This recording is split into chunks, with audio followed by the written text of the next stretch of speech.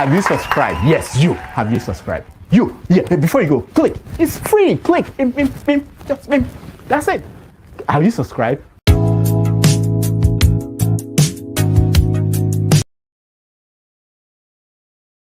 Thank you so much for watching. Thank you. Have you subscribed? Yes, you. Have you subscribed? You. Yeah, before you go, click. It's free. Click. Just that's it. Have you subscribed? You are laughing. Have you subscribed? Have you subscribed? Thank you. Thank you. Thank you. Hey, madam. Thank you so much. I can see you. I can see you. We have to get to 100,000 subscribers. By the end of the year, how are we going to do that if you don't subscribe? Yes, you. Yes, you're about to click off. Why?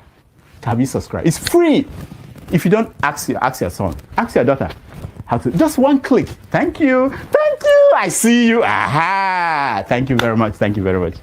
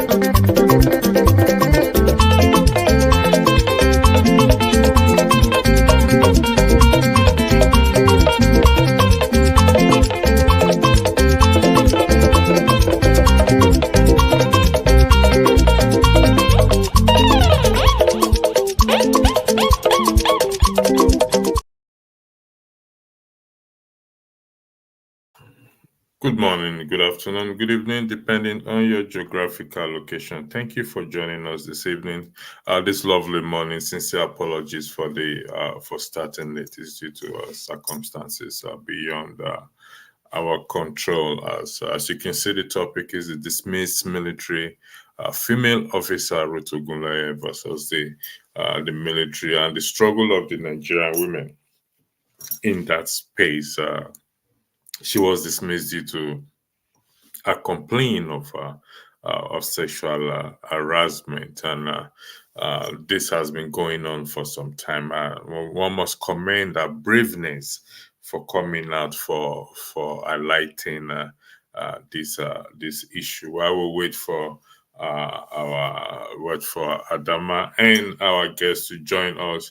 We will listen to some of the videos that we have ongoing. But before then, I'll use the floor to Topper to say, give a shout out to. Welcome, everyone. Thank you, Electricity. How are you? Yeah, I'm okay. I'm good. And yourself? Very well, thank you. I've missed you. Welcome, everybody. Kedu Kodi, Ekaro, Ekason, Sanudazua. It's so nice to be here with everyone. We missed you. We apologize for the break in transmission. Please enjoy the show today. Be open-minded and enjoy the show. Thank you very much, Tokwe. So we'll play our first video for the day in respect to the dismissal. 2022, I was supposed to Cantonment Medical Center Ojo, where I met Konyabi Abukani, who requested sex from me and I refused. Ever since then, this man has been my nightmare in the army. This is one of the videos done by Private Ruth Ogunleye accusing Colonel I.B. Abdul Karim of several offenses, including sexual harassment, intimidation, and threat to life. Ogunleye, who served at the Cantonment Medical Center Ojo, says she was stigmatized for refusing the officer's sexual advances. Ogunleye made the allegations in January 2024, but said the maltreatment had gone on for a while, as far back as 2022, unchecked by the Nigerian army. 8 months later, the Nigerian army says it has concluded investigations and found the military officer not guilty and Ogunleye mentally unstable. The investigation concluded that Colonel I.B. Abdul Karim did not commit the offense of sexual harassment as alleged by ex-Private Ruth Ogunleye. The findings were definitive and based on objective evaluation of the available information. The army says Private Ogunleye has also been discharged from the force after medical evaluations showed she had potential mental health concerns. The army has also shelved any disciplinary procedures that could have been brought against her based on medical recommendations and promised to pay some benefits which it says Ogunleye isn't qualified for. Further to this, ladies and gentlemen, though ex-Private Ruth did not serve up to pensionable years of service, which is 10 years, she has nonetheless been discharged from the Nigerian Army with 50% disability claim, meaning she will receive a 50% monthly pension for life. Journalists at the event asked several clarifications, including medical records of the dismissed officer and the motivation for paying Ruth's benefits, which she isn't qualified to collect. And so I'm really worried why it has taken the Nigerian army close to 10 months to come out with these findings. In response, the army refused to show evidence that Ogunleye is medically unstable due to legal reasons, but referred journalists to the National Hospital where the examinations were conducted. Medical inconfidence makes it impossible for you to bring the document and say, this is her medical report from the hospital. We can't do that. It's against the ethics of the profession.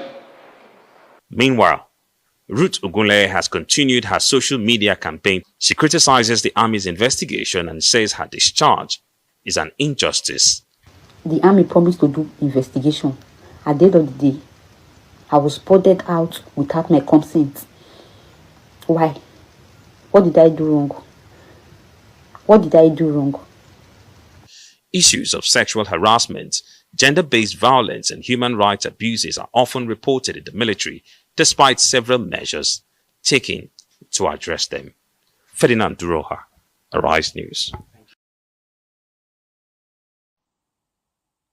Good evening, everyone. I'm Ruth Ogunleye. Before I say anything in this video, I will want to say a big thank you to the Nigerian Army and to the Army Speakman and Brigadier General Onyemachuku for taking his time to post me on all social media platform, newspaper, radio station. It's not easy. That is to show how special I am. That is to show how powerful I am. I really appreciate. I think I need a standing ovation for that. And it's no longer a news that I was discharged out of the army 15th June 2024.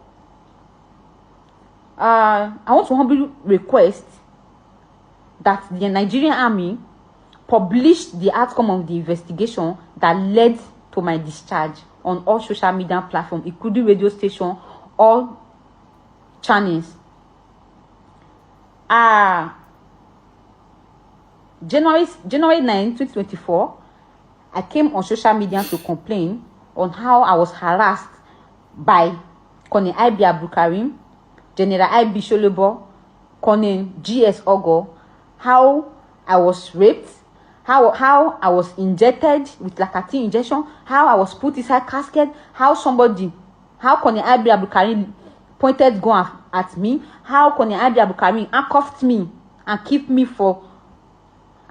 inside this office for some days.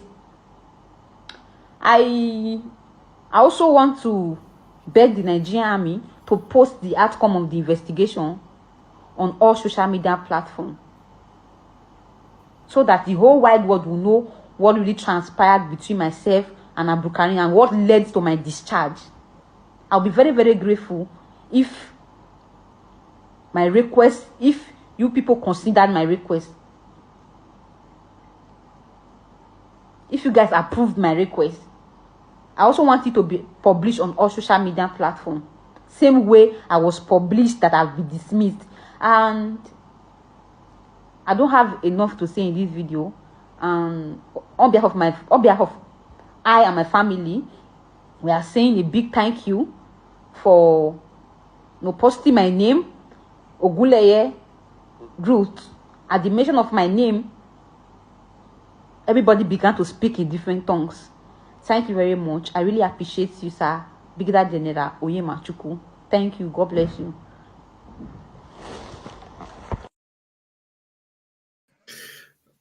Thank you, sir, for joining us, for joining the profile. And sincere apologies again for the late commencement of the program. Our last statement is at the mention of her name.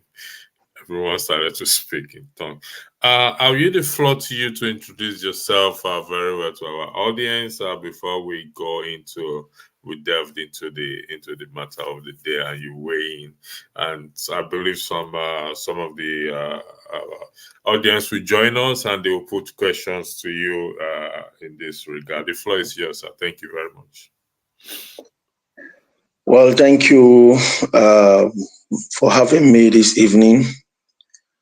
My name is Adai Edwin Adai.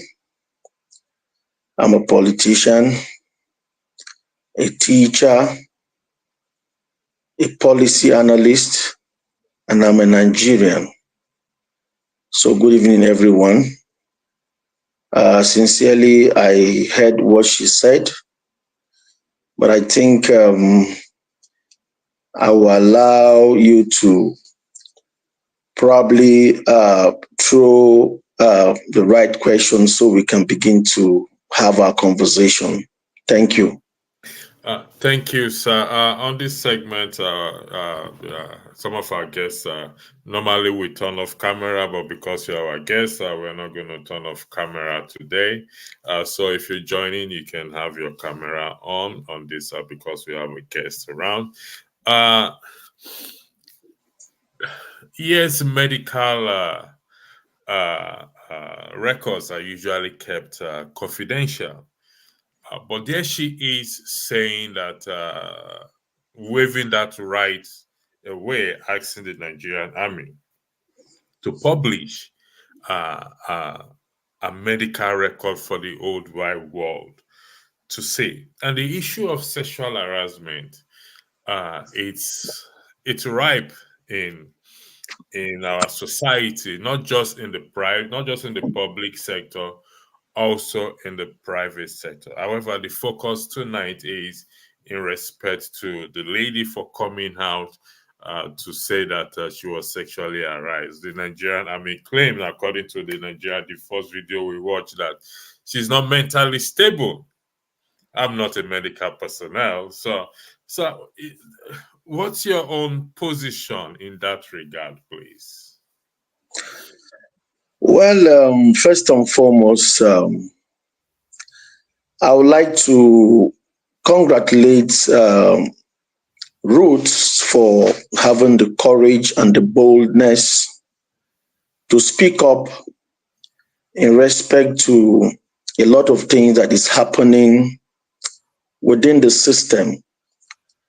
Ordinarily, I wouldn't want a situation where I'm talking against the Nigerian military, particularly the Nigerian army, because these are, or let me say, these are institutions that, in my opinion, is a very revered institution.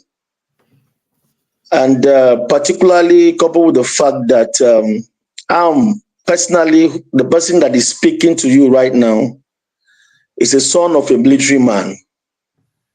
And unfortunately and sadly, the military we used to know, the quality of discipline in the Nigerian army essentially is something that we need to rethink, because I am privileged to know some certain things that is happening based on the fact that I was brought up in the barracks. And I know that it is very difficult, very rare for a private, Ruth, she's a private. Now, the Nigerian military is known for discipline. If you pass through the rigorous exercise of going through that training, you understand that there are certain limits you cannot cross. There are certain boundaries you cannot cross. There are certain things that is expected of you not to do. And in my opinion, I believe strongly that Ruth Ogunleye understood the rules of engagement, and therefore for her to come out openly to say some generals, some senior military personnel did this and did that to her, sexually harassed her. In my personal opinion, I don't want to believe she's lying. I really don't want to believe she's lying, because I know that it is literally, practically, almost impossible for a private to accuse a colonel. It's unheard of. I want to believe that if she wasn't sexually harassed, she can't come out openly and begin to accuse the military hierarchy. And because of, let me say, the way the whole thing is perceived right now is a public matter. And with all due respect, I want to say that it wasn't treated the way it ought to have been treated, to the best of my knowledge. I don't think the matter was handled the way it ought to have been handled. Thank you very much for that. Yes, the military, it's an institution that needs to be respected. But over the years, you will agree with me that the military has not respected even the civilians that they are meant to protect, and unfortunately, their high-handedness over time has made the public not to have respect for the military. And like you rightly said, that it's going to be it's difficult for a private to accuse a colonel and come out openly. So we go on that argument that she is correct. Now, we're looking at the society at large in terms of protecting, giving more protection for our women. I have a panelist here with me. His name is Kenneth, and I believe he will have questions or his own view on the matter to put to you. Kenneth, welcome on the show. I'll yield the floor to you if you want to weigh in on the matter and ask our guest a question. Thank you. Yes, good day, Mr. Adoin Edwin. I don't know if I got it right. Good evening. Yeah, you got it right. Yeah. Okay. So, am I supposed to ask the question or just have my contribution? Yeah, whichever one you want to do, Kenneth. Okay, I don't have a question for him. I think he has said, he said it the way it's supposed to be. For some of us that have lived in the barracks, we know how things work there. For an officer of our level, just as your guest said it, to accuse a senior officer, not one officer, about three, is not something that she could do without actually that event happening. And this is why I said that she's not the first victim. We've had one beauty, Uzezi, of the Nigerian Air Force, last time again, accused one officer of drugging her and raping her, a former instructor actually. And this Uzezi was just 19 years old. He drugged her, raped her, and then when she spoke about it, she was dismissed from the Nigerian Air Force. This son, Falana, took up the case to ECOWAS court.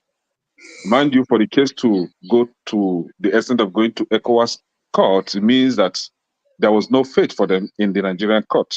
So the ECOWAS court found him guilty, and a compensation about $200,000 was to be paid to this lady. That officer, as I'm talking to you now, is still with the Nigerian Air Force, never been sanctioned. And then we had another one, Lance Corporal Philomena of the Nigerian Army again,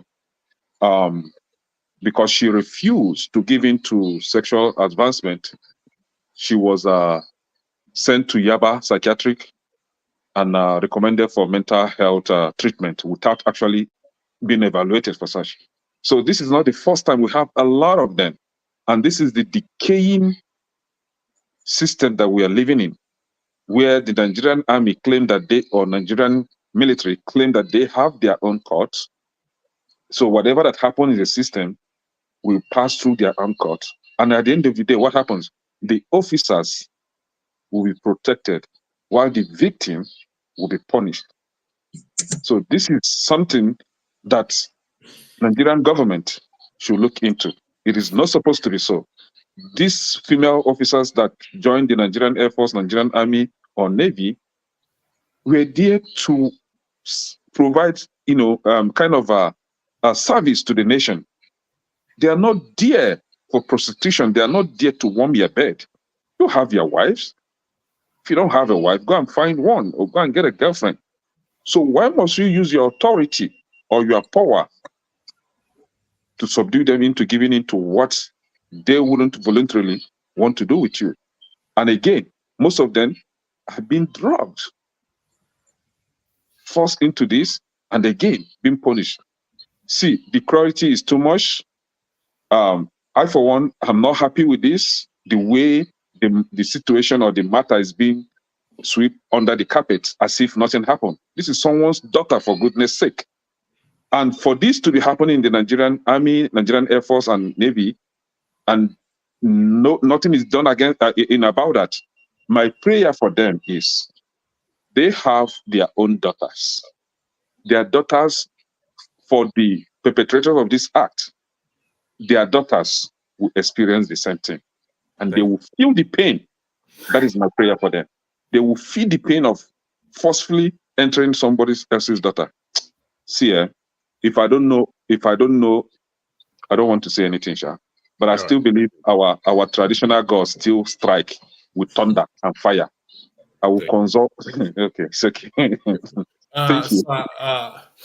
This is a serious issue. Like what Kenneth said, I'm going to focus on what you also said and what she said, that she was drugged, she was put in a casket, she was locked up in the room. This is not just this is somebody's daughter, and how can we? Focusing on the present government, can the present government do anything to sanitize the system, this present government, because the armed forces is under the present government? What do you think can be done in this regard, sir, please? Well, you see, it is a very sad situation, just like my brother just mentioned. You see, the level of gender-based violence, the level of impunity, and human rights violation that is ongoing within what I would call some revered institution is appalling. I expected, with all due respect, that the chairman Senate Committee on Army, whoever he is, I expect the chairman Senate Committee on Army to rise up, because of course, most of them were elected. This is one of the major reasons why they were elected and given responsibility, a specific role to play. I would have expected that an independent body, they cannot, see, to be honest, the Nigerian Army ought not to have been a judge in their own case. Who are the people that judge the matter? Those who perpetrated these acts are not other rank. They are not the rank and files. They are the high-ranking officers, generals and colonel. There is every suspicion, or there is every predisposition for you to think that they could even be classmates. They sat down in the comfort of their home or in the comfort of wherever they found themselves and decided that, look, this girl, after all, she's a private. We are colonels and generals talking here. Who the hell is a private to come and question our integrity in the public space? That will tell you the level of impunity and recklessness that is ongoing in the system today. With all due respect, I'm a Nigerian. I live in Nigeria. When you see what is wrong, you condemn it. And when you see what is right, you stand for it. As far as I'm concerned, the military hierarchy ought not to have been a judge in their own case. The National Assembly should speak up. I understand that the Minister of Women Affairs went and intervened. How much can she do? By the time you stand in the presence of this high-powered military men, or in fact, they have the capacity to even intimidate the Minister of Women Affairs. She doesn't have that capacity, with all due respect. But the truth of the matter is that I expect the National Assembly to wade into this matter, not to sweep this matter into the carpet, under the carpet. Something went wrong. And I want to understand that, look, let me tell you, the way the military works, for a private to come to the public space, she must have exhausted every options. She must have tried everything humanly possible within her power, because, of course, by virtue of the training, she knew the consequences if she goes to the public space. And apparently, from my own understanding and my own opinion, there is every tendency that she must have gone and seek redress for where she ought to have seek. Probably she found not. In one of her confessions, she said she was drugged, she was injected, put into the casket. I mean, what kind of inhuman treatment is that? Somebody's daughter, you injected her, put her into a casket, and the military hierarchy who are supposedly to stand as, the moral, institutions that will stand against this impunity are telling us that the young lady, she's mentally ill. Where are the evidence? Can we subjected all of these things into what I will call forensic testing to actually find out that this girl, whether she's sick or not? I want to believe, with all due respect, that the Nigerian army are being economical with the truth, and I expect every Nigerian should condemn it irrespective of whose hawk is gore, and injustice to one and injustice to all. How do we build a sane system or an institution when even the very people who are supposed to protect our interests are the one abusing it? It's appalling. It's uncalled for. It's disrespectful. And I can tell you, with all due respect, this gender-based violence has gone too far. It's not only happening in the military, it's everywhere. And until and unless Nigerians are beginning to question some of this abnormality going in the system, we will never have a sane system that we can be proud of. I do believe, with all due respect, that we should not allow this incident to be swept under the carpet. Let's speak out. It can be your sister, it can be your brother. Next time. Because you see, the military, with all due respect, they have a way of thinking that, there's what, I always perceive that this excessive self-pride among the military is just something that they feel. I think they're having this false sense of belonging, or all this self-entitlement of thinking that, they're above the law. Nobody should be above the law. So I think we should speak up. Is something that I want to believe, with all due respect, that we should not allow this whole thing to be swept under the carpet. We should take this matter to the National Assembly and see that the Chairman Senate Committee set up an independent body to still reinvestigate this whole scenario that have just happened. Thank you, sir. Our ladies, this is the podcast is a ladies segment. They will soon be joining us. They are running behind time. They are actually supposed to be anchoring me, so I'm just stepping in on their behalf. They've been looking forward to have a chat with you. We've just been joined by Tony, okay, and Mr. Revolution. We have a guest in our midst, Mr. Adam. You've heard him. I don't know if you heard a video that was played earlier.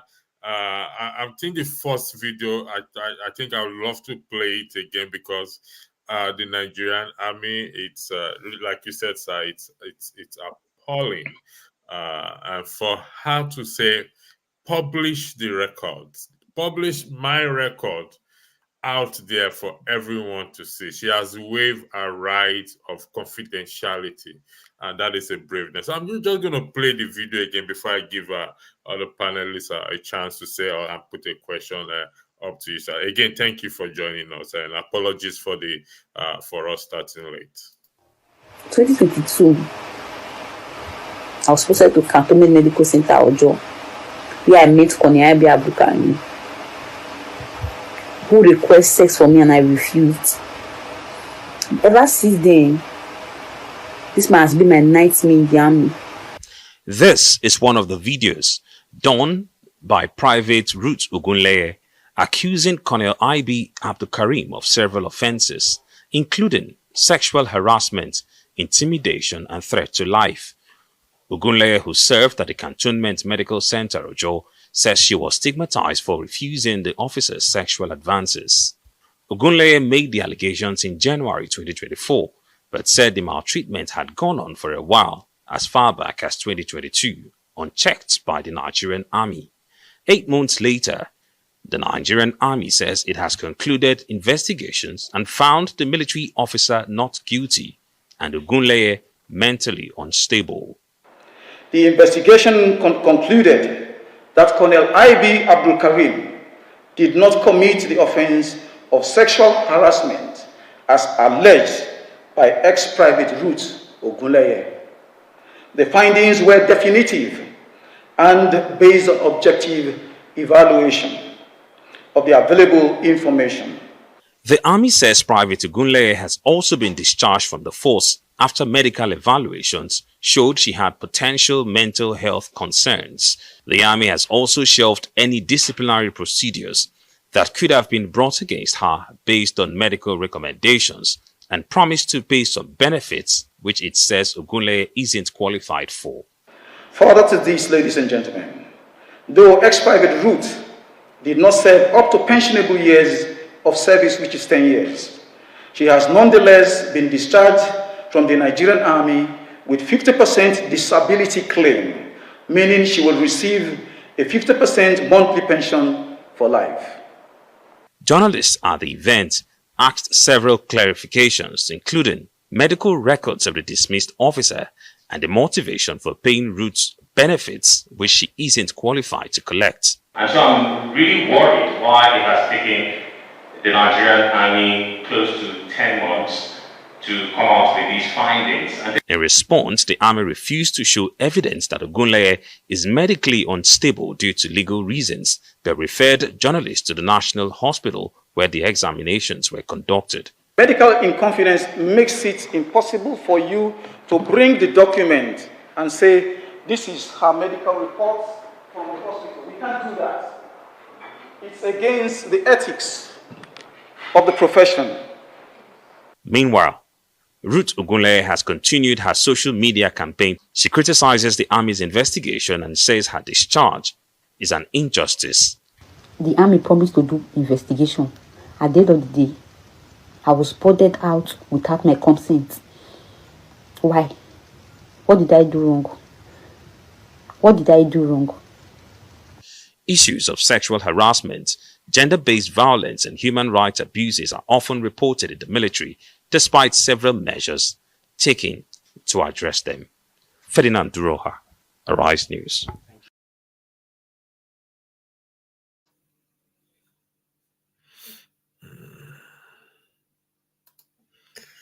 Yeah, welcome back again. Thank you for joining us, and we have our ladies joining us. Tope just lost Tope. Okay, she's there. Sorry. I'm not seeing Tope. I can see her at the background, but I'm not seeing her on the stage. I don't know why. I'm here. Oh, sorry. Goodness me. Sorry, apologies. So I will be handing it over to the ladies. That's Adama and that's Tokwe. They are the main anchor of this podcast. I'm only just stepping in for them. Adama and Tokwe, the floor is all yours. Thank you. Greetings to everyone. My name is Adama. I'm sorry I was running late. Duty call, Sorry, I do apologize. Welcome to the show, everyone. Electricity, I just saw the video we played, and I just wanted to ask you a question before you leave. What are we talking about so I can know where to pick up from? We have our guest here who has already weighed in respect to the dismissed military woman in deck, as to the unfairness of the army. And she is a private army and coming out to speak boldly. Our guest weighed in on that the incident must have happened, because it's not an easy thing for her to come out in the public to say such a thing. And she went further. The second video, she waived her right so that the records can be published. At the end of the day, it's about protecting our women and the issue of sexual harassment, both in the private and the public sector, that is going on. Thank you. Thank you. Dr. Mr. Ada, I don't want to pronounce your name wrong. I'm sorry, I'm not good with pronunciation, sir. How do you pronounce your name, sir? Adai Edwin Adai. Adai. Adai, yes. Okay, Mr. Edwin Adai. I want to start by asking you, are you a politician or what is your background? Can you give us a little bit about your background, sir? Yeah, I think you came late into the program. I've earlier introduced myself. I'm a politician. I'm a leader in the country. Although I'm a member of the opposition party. What party do you belong to, sir? Is that like just opposition? Just take it as an opposition for now. I don't want us to go so that maybe when I start making my comments, you start thinking probably I'm harsh on the government or something. But I think we are Nigerians and we live here. So you can take it up from there. Okay. All right. So I want to, he gave his opinion. And sir, while we are talking about this is something that has to do with the military. And I heard your opinion a little bit. I'm sorry, I was handling something, prescriptions. I'm a doctor, so I'm sorry. So I just want to ask you, sir, in terms of the military, what would you say they have done so far in regards to this case, sir? Well, just to put it in a very short, terms, I don't think justice is done. I don't think so. I don't think the military ought not to be a judge in our own case. Who knows who are the people who actually investigated this matter? We need to know them. They could even be of the same cause with the so-called colonels and the generals. And therefore, there is every tendency for them to be biased. You see, by virtue of the fact that I'm a son of a retired military man, I understand how difficult it is. You see, there's something you cannot take out from the military. Discipline. You can't take out discipline from the military.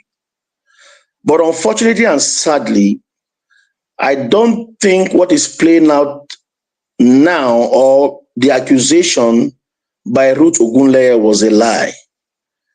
Because for a private, you can't even accuse a corporal, not to talk of a captain. You understand what I'm saying? What this lady, see, the accusation is to the top military echelon, generals and colonel. This crop of people are not joke anywhere in the country. So it is a very complex thing for a lady, for a private to just wake up in the morning to cook up stories and say these people did that. No, I don't want to believe so. With all due respect to what the military had said, I sincerely don't want to believe it's true. I expected the Chairman Senate Committee on Army to wade into this matter. I expected that an independent body devoid of any affiliation to the military to investigate this matter again, probably maybe the National Assembly and some clergymen, if I would recommend. And for a lady to say, come out publicly to accuse the top hierarchy of the Nigerian army, I sincerely don't want to believe that she's lying. She must have exhausted every options. She must have cried out, and probably maybe that is her last resort. She's a minor, for crying out loud. Do you understand? So for me, I don't think justice is done. I think that we all should speak up. I think that if there is a way we can lead, of course, I know that I'm a member of the opposition. We can actually take this matter again and probably visit the National Assembly and probably set up a committee to meet with the Chairman Senate Committee on Army to look into this matter to ensure that justice is done. Because I don't think that justice is being served, and I don't think that the gender-based violence, the impunity, and the human rights abuse was properly taken care of. I don't think so, with all due respect. Thank you so much, sir. Now I'm going to go over to the panelists, and then I'm going to have them ask you any questions that you might ask. And I just want you to keep an open mind, sir. They might ask you something that is not based on this topic. So I hope you are ready to answer the questions our panelists might have for you, sir. Do you agree to that? You're welcome. Okay, thank you. Topa, do you have a question before I go? Yes, it's going to be brief. Welcome, Mr. Adai. I hope everyone can hear me. Yeah, of course. Go ahead. And the rest of the panelists, good evening. Thank you so much for joining on. My take on Ruth's case is that this is a really sad situation. It just reminded me of a kangaroo judgment, because I'm thinking, while listening to the top military officials, pass a judgment, I'm thinking, are we saying we don't have women at the top general level that could have actually stood up for her as a female in this situation? Because all I saw there were top military officials that were all men. Well, with all due respect, if you look at the Nigerian army very well, especially the Nigerian army, in that top level, you rarely see women, top level female officials who are handling or holding sensitive position, as the case may be. So even if they are there, even if we have few women there, maybe they are very few.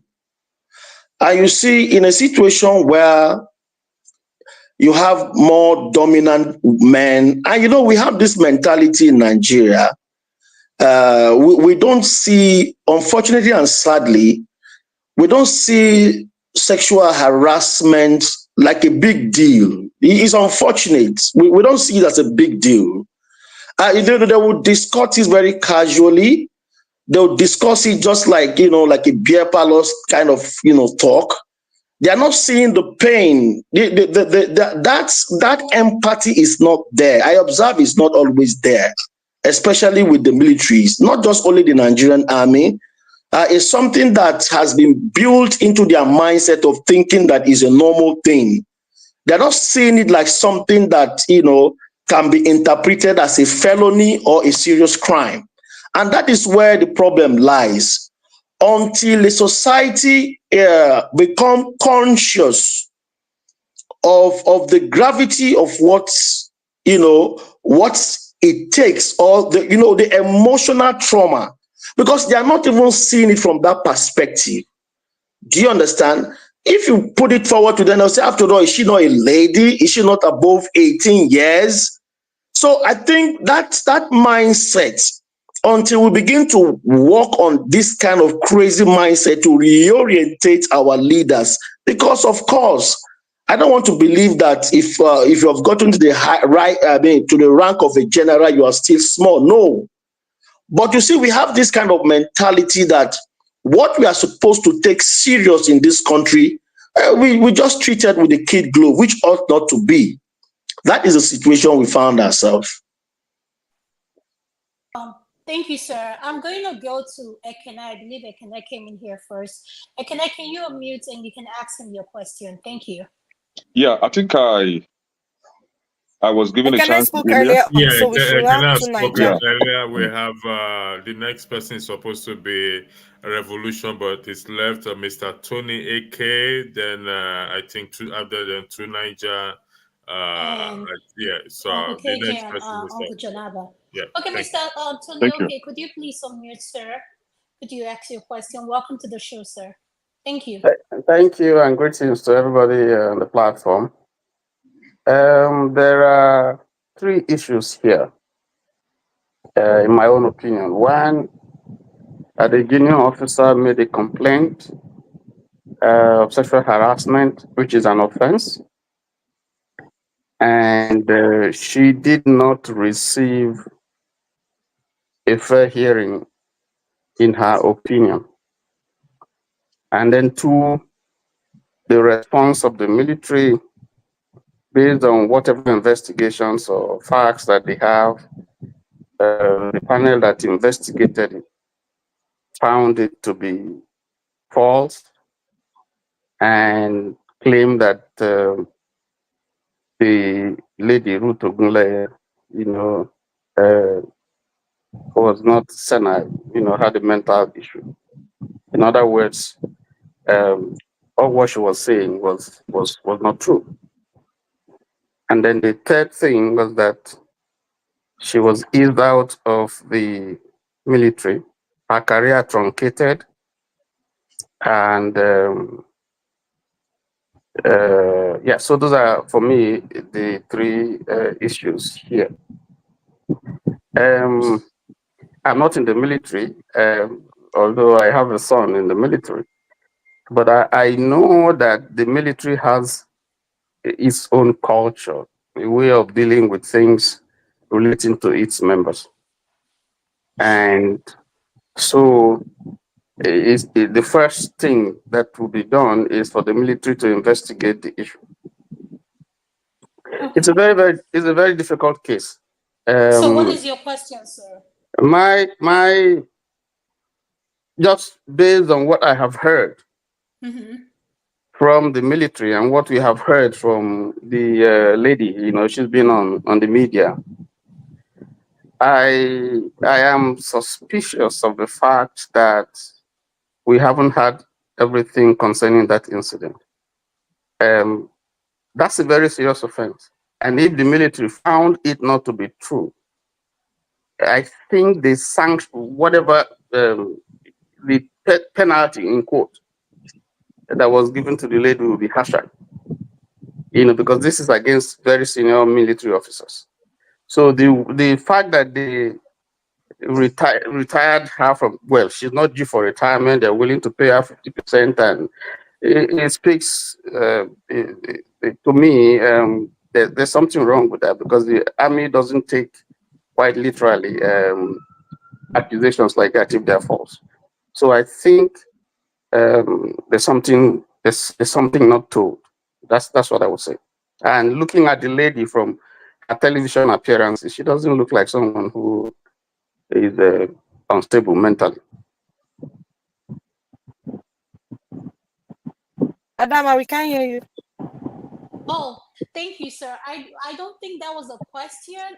Maybe I'm wrong. Was that a comment you just made? I thought you had a question for Mr. Ada. That's why I was asking you. What was the question?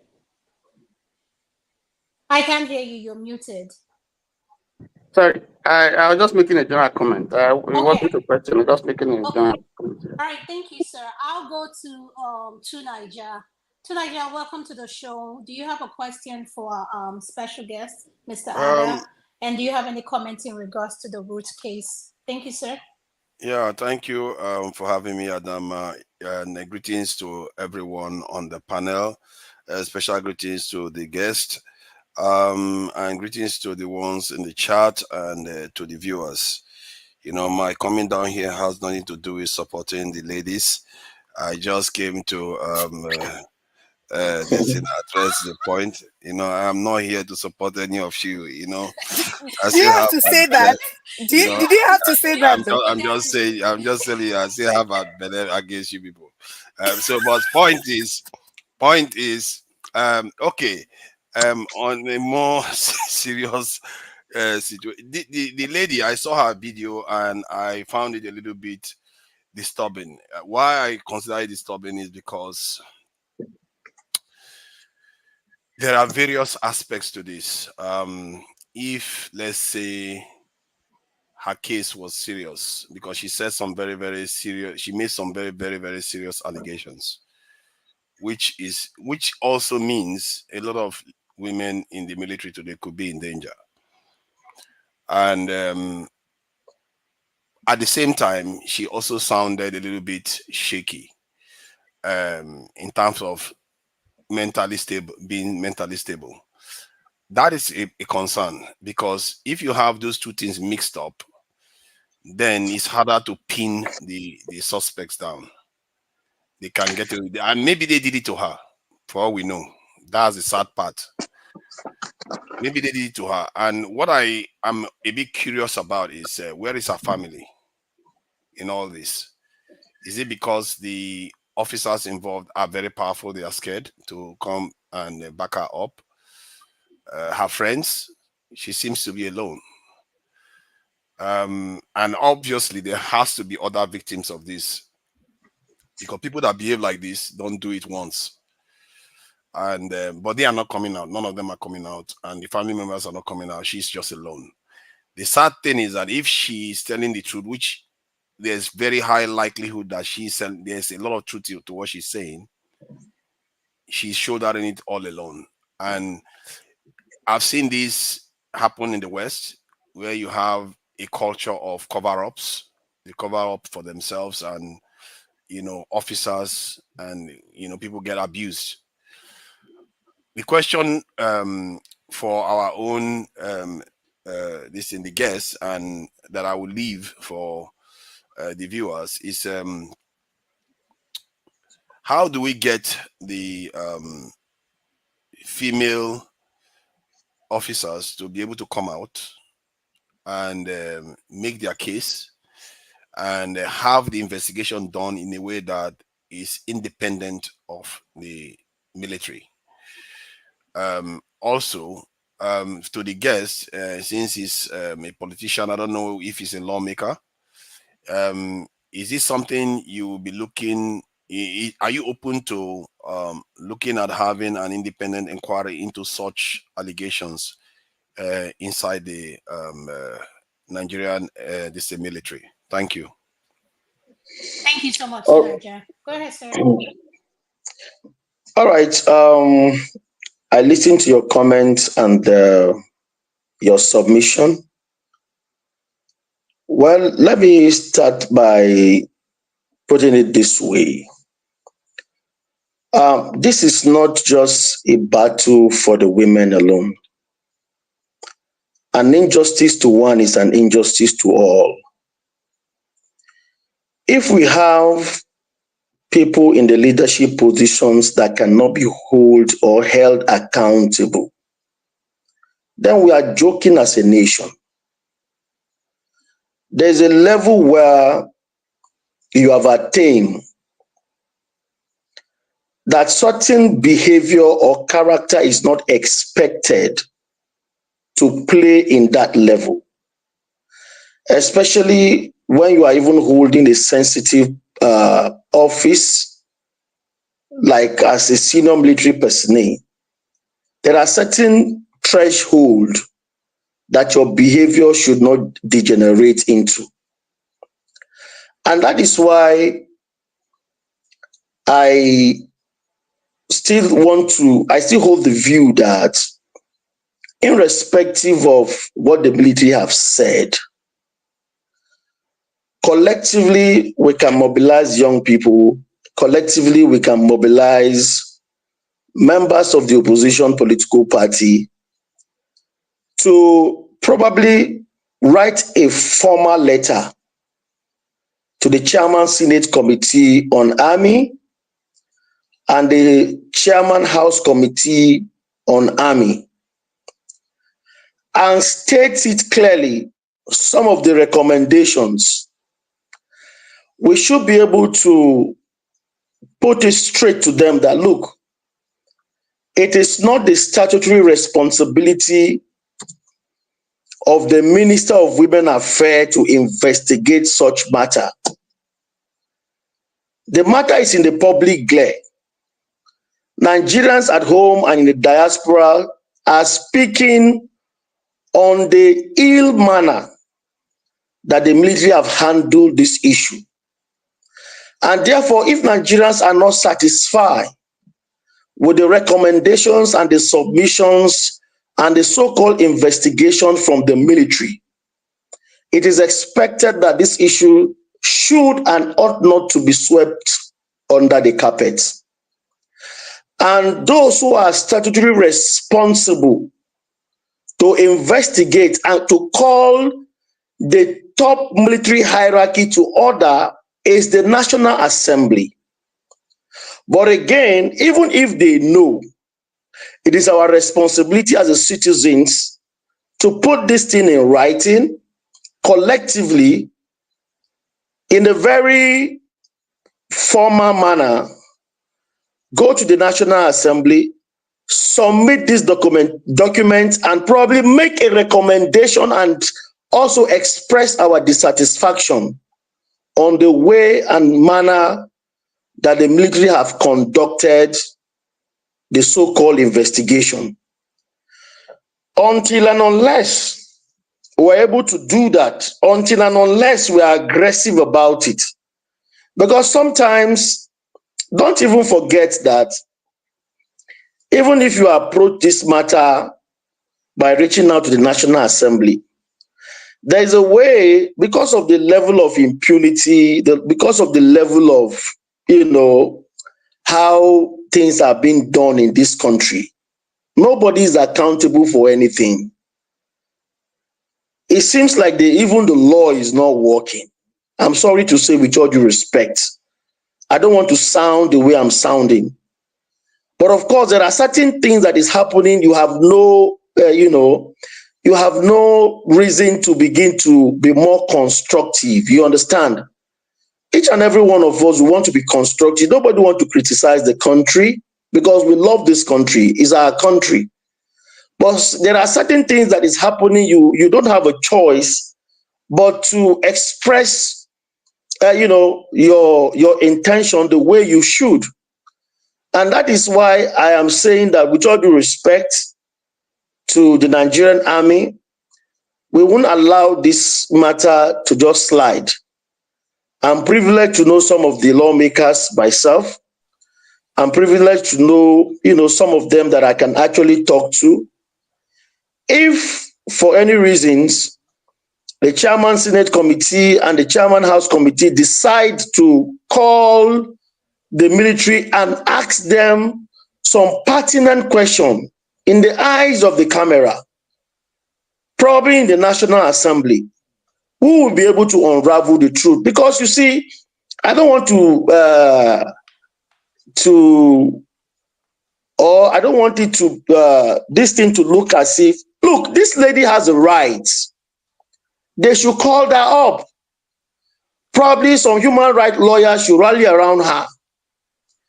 Maybe when we table this matter to the public and the proper investigation is carried out, we will be able to know the truth so that those who are supposed to be held culpable should be held culpable.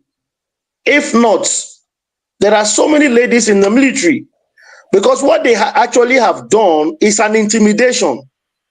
So tomorrow, if we have a minor who is supposedly being harassed or intimidated, she won't be able to express herself because of the fear of being dismissed. So I think it is appropriate. It is a sane thing to do, just for the sake of other female military officers who are in the police, who are in the civil defense, who are in the Navy, so that tomorrow, if anything of this nature happens, they should be able to speak up and they will be rest assured that they will get justice. Or if anything less, I'm not a subscriber to that. I think that is my submission. Thank you. Uncle KJ, I'm going to come to you. Uncle Janaba, I know you were the one supposed to speak, but Uncle KJ said he has to leave. Do I have your permission to let him go, please? Thank you, Janaba. Thank you for giving me the chance. I am actually in a conference. I stepped out because of the importance of this. Listen, let's first of all, put it in the right perspective. If a lady comes to complain of sexual harassment, the first thing to do is to believe such a complaint. Believe such a complaint before you begin to look for whether it is true or not. Nobody will want to come and say, I've been sexually assaulted if there's no smoke in that truth, in that word that he or she is speaking. Second of all, this is the military. This individual knows exactly how high and highly respected a colonel. I don't know if it's if it's a lieutenant colonel or a full colonel. In other words, if it's a full colonel, he's already a redneck officer, as they call it in the army. That means that he has come to the highest point of the army. And so to go against such an individual, she knows the consequence of it. And she has constantly mentioned one person. She didn't say two people. She said one individual. She has constantly described how this is done to her. She has constantly mentioned people who are involved in the issue. She has constantly mentioned the people who helped her to even escape when she was being put in the body bag. Now, having said that, I have listened to the girl's interview, the lady's interview. Nothing seemed to me to be out of place. Many other people have interviewed her, and all of that seemed to be talking about one specific story. She has constantly remained on her story. Even if she's, let's even agree without, let's just purpose of argument, say she's mentally disturbed. Are you the institution called the Nigerian Army? Why did you not make a report to the authority that this lady is now mentally disturbed to the point that it is now affecting her duty? Do you have to take it upon yourself to treat her? That's what we should be asking ourselves. And then, having said this, this is one time too many. It's not the first time. It's not the second time.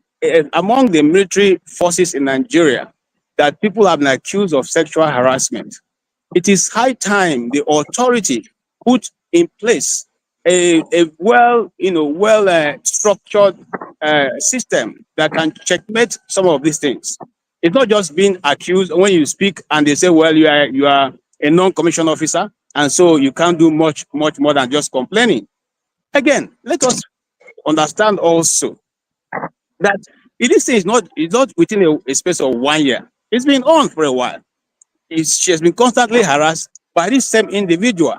Okay. Now let's say something. See, when I listen to some of what we have, our submission here, it shows that we have now come to a point where we don't even believe there's a law anymore in Nigeria, because I can't hear anybody saying, let these things be prosecuted. You are saying appeal to national. Is the National Assembly, has it become a lawmaking body? Has it become a judiciary? There's a judiciary. This is a crime against this individual. It's a crime against the Nigerian Constitution. It's one of the reasons why somebody can go to jail for rape. And if she have been assaulted many times, and she's saying that with evidence, she has the evidence, why do we now want to say, let us appeal to the National Assembly? To do what? Investigate? No. This case should be the Lawyers Without Border. And I don't have her details, I will ask her to, meet Lawyers Without Borders and let them pick up the case. Pro bono. They are there in Abuja.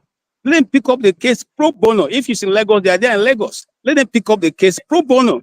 This is the case people like Nigerian Bar Association should pick up and go to the point of taking it to court. Let the evidence be exposed. Let people come to understand what has gone on between this young lady and this army officer for this many times that led to her being dismissed. Now, if she was being dismissed for not being mentally stable, why then offer her half pension? She's not qualified for it. It's not your making that she's had what she has. So why offer her that? I see that as a way of trying to settle her. So, okay, we'll just give you this. Just go and say nothing anymore. And so everybody's throwing it up and down, up and down. No, if the law courts are working, we should go to court. If she's telling the truth, let it be brought to light. If she's lying against the officer, let her be prosecuted and face the consequence. It's not a question of saying, okay, no, the army should come. I know the army won't investigate it, obviously, because he is a senior officer and probably his classmates are all generals and colonels and probably sit on the issue. Let the issue be taken to court.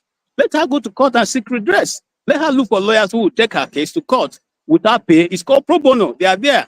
Okay? They will take the case and they will prosecute it to a logical conclusion. That's my submission. Let's not say she's not telling the truth. We don't know who is truth and who is not until the law court proves it. We don't know who is telling the truth. But from what she has said, for you to even put somebody in a body bag who is not dead, that's already an offense itself. Okay? And there are people who used to carry her out every time she's put in the body bag. Those people are still living. Let the court call them. Let them speak under oath. And let's see whether they'll be telling the truth or not. It's a serious issue and it should be dealt with in that order. Thank you very much for your time. Jonaba, thank you. Thank you. I really appreciate your submission. Uncle Jonaba, I'll go to you next. Welcome to the show, sir. Thank you. Dama, Tokwe and your guest, Tony, and my brother KJ. Nice to meet you guys here. KJ, you're not on the platform, but you look good. I hope you are having a good time with Pastor Eze. So, our guest, we all thank you for coming to. And then thanks to Adama and Tope for bringing this topic. I always say to you guys that women support women, meaning that the women have to be supporting each other. We will be all there for you guys. Thank you, sir. Such allegation. I will have a few words to say based the fact that I will make some calls and trying to get to the bottom of it and see how we can come, keep pressing. She's brave to come up because this is a way of life in Nigeria. People just do things and get away with it. But I'm glad that Dama, Topwell, and these guests and so many of us will continue to be a voice to those that are oppressed by systems like this. My dad told me that if you are not losing anything, there's no reason to look for something. So there is no justice in Nigeria, so it's very difficult to lose. It's a way of life, but we will get to the bottom of it. I may not make the call tonight. I will try to go to the bottom, and if anything, to know what to say and how to go about it, so there will be justice for that lady and so many other that are very scared of their life to come up in this way. Thank you. Thank you, Uncle Janaba. I appreciate your submission and I thank you for your help. Thank you, sir. Man of Prestige, welcome to the show. I'm going to go to you next. Yeah, right. Thank you very much. Good evening, everybody. Nice to be on the platform again. Mr. Ade Edwin, I don't think I have Adai, the submission, but you don't have to repeat what you said. I think I have an idea from listening to some people. But for a disclaimer, can you tell me your authority? Where you? I mean, are you in one of the diaspora or are you part of the government? Just to see where the narrative is coming from, if you don't mind. well, I'm a leader in the opposition party. Okay. Yeah. Okay. Okay, that's good. That's good enough. Thank you. You don't have to elaborate. So I'm looking at what's happening. I've not really followed that lady story, but I've had it by bit about what actually transpired and everything. But judging from what she said, I will take her word as the truth. Because when it comes to the military, they tend to look after each other. It's not just common in Nigeria. It's even common here. But the issue I have in that space, the army shouldn't have investigated themselves. They should have an independent panel. And in Nigerian Senate, now they have the Senate Armed Committee. That's where this is supposed to be pivoted, and they can investigate and give us the truth part of it. And I'm very skeptical. How can they just discharge her and pay her 50% of her salary? So there's something there. They are thinking that, okay, we're just going to keep it short and give it only 50% of their salary. I don't know if she's qualified for that. So with that, there's something actually really going on there. Being that the people that she accused, they are top-ranking people. I can't even imagine her coming out and just accusing people without having her fight right. That this is Nigeria where we are, where there's an impunity that reigns to the highest level. So, okay, I thought you disappeared. So my question is that, what can we do in order to accelerate the situation? Any way we can write a petition or something like that, set up a good fund or that kind of thing. It doesn't matter, $5, $2, something like that, in order to help her case. If you can, I don't know if you have authority to organize such a thing, or maybe the platform can organize such a thing, we'd be very generous to help her, whatever, to achieve. I think even at all help her in whatever, for the kind of, for the punishment that they have made to her. Do you have an idea what we can do? All right. Thank you very much for your question. Yeah, of course. There are a lot of ways to take this matter up. Number one, like I said earlier on, just to add to what one of the person who just spoke earlier on just said, he talked about going to court, which of course we are not ruling that one out. We are not ruling that option out. But you see, every system has the way it works until a case is established. Because as far as we are concerned, the army have ruled this case out as far as they are concerned. As far as the army is concerned, nothing happened. As far as the army is concerned, the lady is mentally ill. As far as the army is concerned, she's not telling the truth. But you and I know that when you look at the girl's body language, when you look at how assertive she were, when you look at how she have the effrontery, the courage, after I think is it Wanchuku or so, the spokesperson to the army came on board to counter her allegations. The lady again went to her TikTok page to counter what the military had earlier said. That means that the lady knows exactly what she was saying. That is a way of protesting that what you guys are doing or what you guys have said is not acceptable to me. But again, you are dealing with a private. this girl has, for you to be a private in the army, you can tell of her level of education. So literally you understand that she's not maybe a well-read person. She may not even have what it takes to go and maybe hire a lawyer. She may not even know the appropriate channels to go to get help from. So I think the only alternative probably available to her is the social media platform, which of course she was able to, express herself in a manner that the issue had already generated public attention.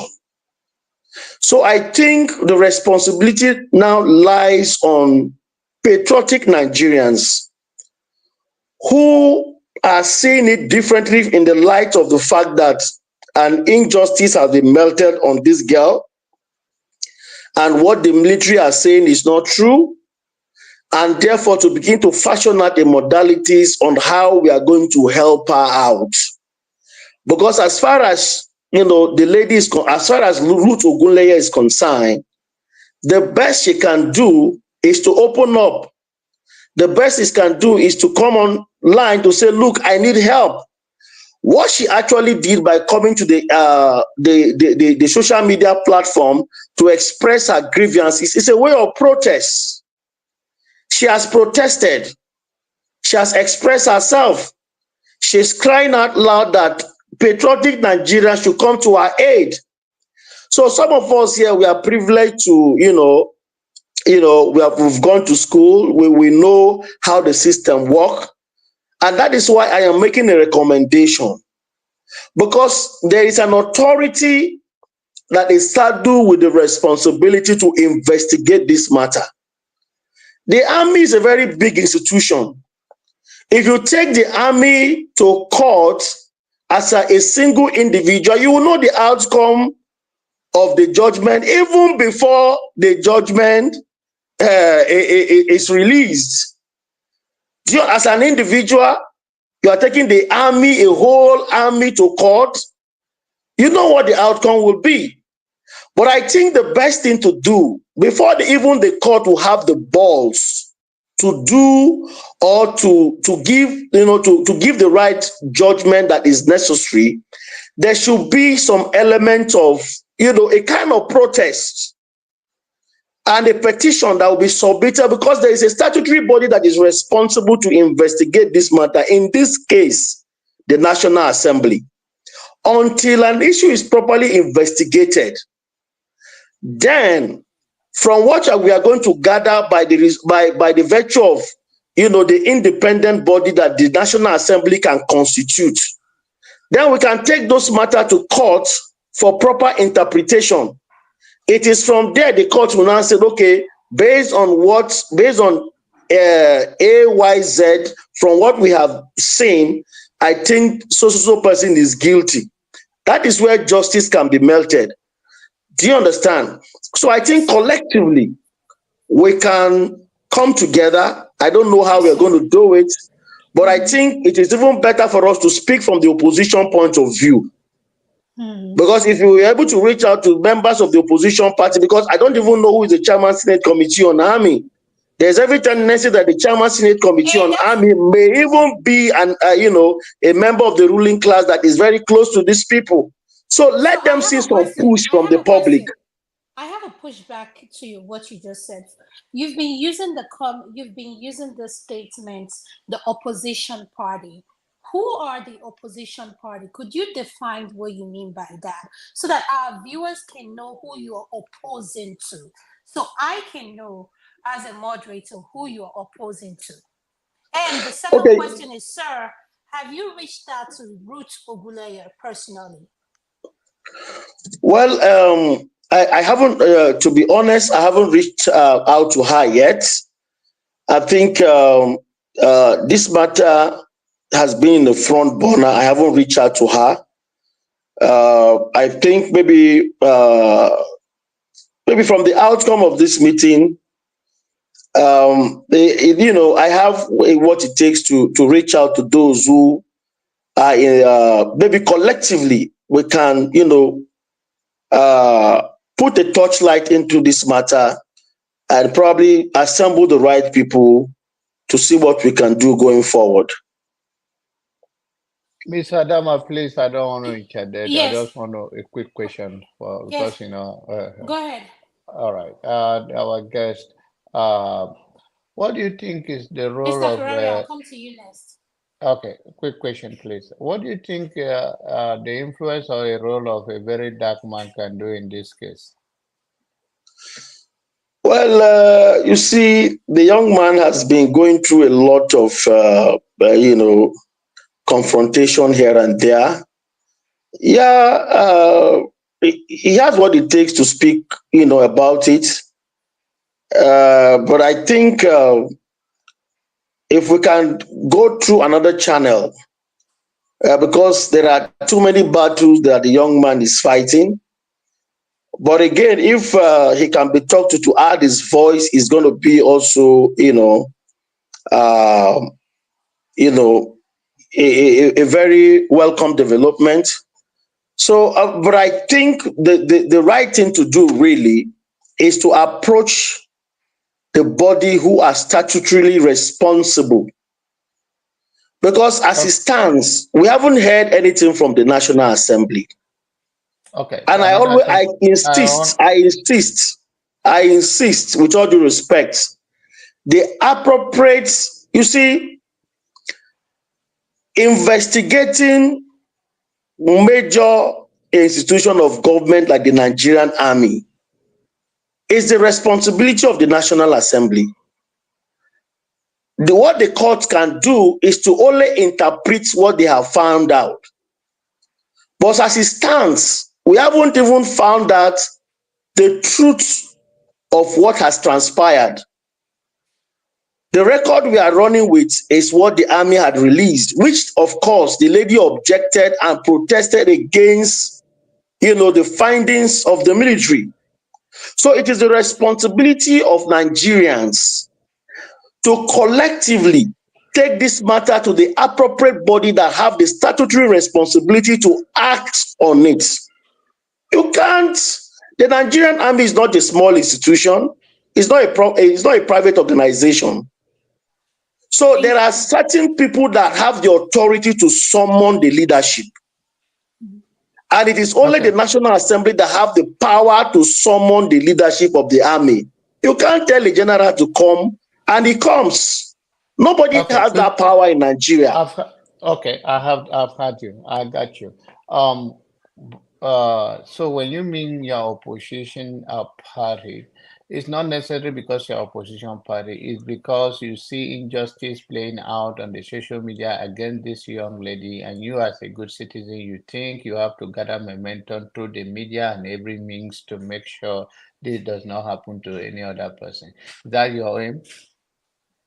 Yeah, I want you to define what is opposition. Well, let me be straight. I'm a leader in the People's Democratic Party. I used to work in the National Secretariat of the party. And I have led a lot of protests. And I actually know that the way this government is handling this matter is not right. I have the capacity to rally around people who, of course, are not in conformity with what is playing out right now. By virtue of the fact that I am known, by virtue of the fact that I've led a lot of protests in Nigeria, by virtue of the fact that I have stood representing my party, fighting against what we found or seen as an injustice in the country, we have the capacity to actually rally around like minds, and when they see us, they know us, and therefore, with that, influence, we can rejuvenate this issue and place it before the appropriate authority to act on it. I Thank think, you, sir. Dama, Thank please, you. I'm sorry, I'm not taking Go over ahead. your show. I'm just because we have to put things in the right perspective and also for the show to be interesting for those that are watching. So the issue right now I don't think the approach of making opposition parties should not be the word used often on the platform, because it's not about party or this thing. It's about the injustice you're seeing going, whether the present government pay attention to it or not is not the issue. The issue is that there is injustice, and you want to, as a person that have influence in as you are, that you said, you are trying to bring attention to it. And I think I want you to take opposition. It's not, you are not opposing anything, it's just justice you are doing here. This is not a party issue of APC or PDP or any other thing. Well, And by the way, are you from Benue State? well, let me say this. It will not be out of place.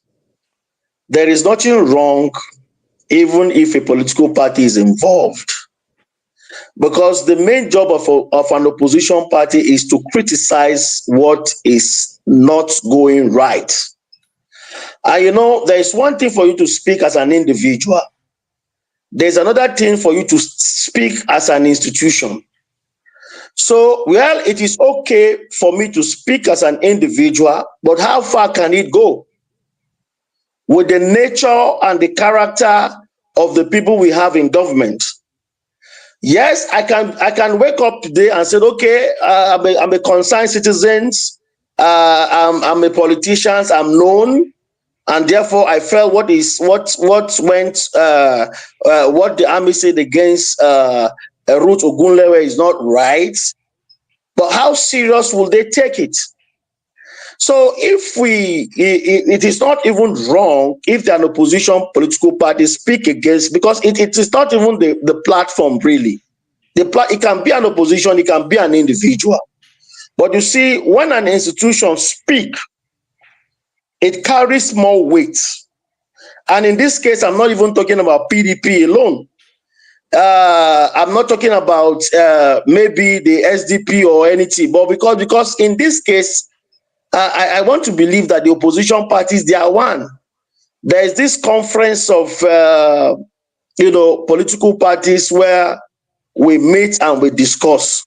So you're not going to make it a one-party affair. You can speak to probably IPAC, for example, to probably table this matter before members of maybe all the opposition parties in Nigeria, and see if they push it from that platform. I think it will carry more weight. That is my opinion. I'm Okay, not. I'm going to stop by here and I'm going to exit now. But the point you are making is that once again on this platform, I'm not speaking for Adama and Tokwe who are in the electricity, but what I'm trying to say to you is that being on the influence, I know what it takes to do things. But then on the issue of party or no party, I believe there are people in the APC party that they have understanding of the issue and they also distance themselves from it. It's about exposing something from the natural source of it, that this is unacceptable, is happening. But it's okay. I also understand and I believe what you are saying. That is how Nigerian things are done to get those people against you. But I believe you that APC and any other person can hear it, and if they go to the bottom of it, they're still not going to be about party issue. If they have enough sense in them, which I do, so many of them will do, they will also be against it. So it's not about party partisanship of anything. It's about, yes, I'm opposition party. Yes, that is established, but this is what is happening to a citizen that you think the attention should be brought to it. Thank you. And you never answered my question. Are you from Benue? Yes, I'm from Benue State. Okay, thank you. I'm from Thank you, Benue, Uncle Janago. so I know. Thank All right, you. bye now. Thank you. Ferrari, I'll go to you. Thank you, sir, for being patient. Mr. Ferrari, I'll go to you. Hi, good evening, Mr. Edwin Adai. My name is Alaba Ferreira. I want to ask you a question as a member of the PDP party that has ruled Nigeria for 16 years. And but before I push forward my question regarding this young lady's dilemma, she's not the only one that Nigeria is happening to. Nigeria is happening to a lot of people, and they are in distress and in pain. But before I push my question to you, so you know the context with which I'm asking you, I want to give you a little background of what my personal belief is. I believe Nigeria is currently a zoo, that it's a land of impunity. There is no existence of the rule of law. That's We do not not have true. a proper. Well, you can dispute it. That's okay. Everybody has their own opinion. That's why I said it's my opinion. We practice a system right now, which is not true democracy. We practice a system called big manism. It's how close you are to the corridors of power that you get your way. The rule of law doesn't apply to you if you're a big man. And if you're a common man, the state does with you as it will. That's my own personal belief. You can dispute it all you want. But my question is directed to you as somebody who's a member of a PDP, as you've rightly ascribed, and that party has ruled Nigeria for 16 years, at least in this political dispensation. In a sane society, when crimes occur, crimes are usually jurisdictional. That means they are geographically based.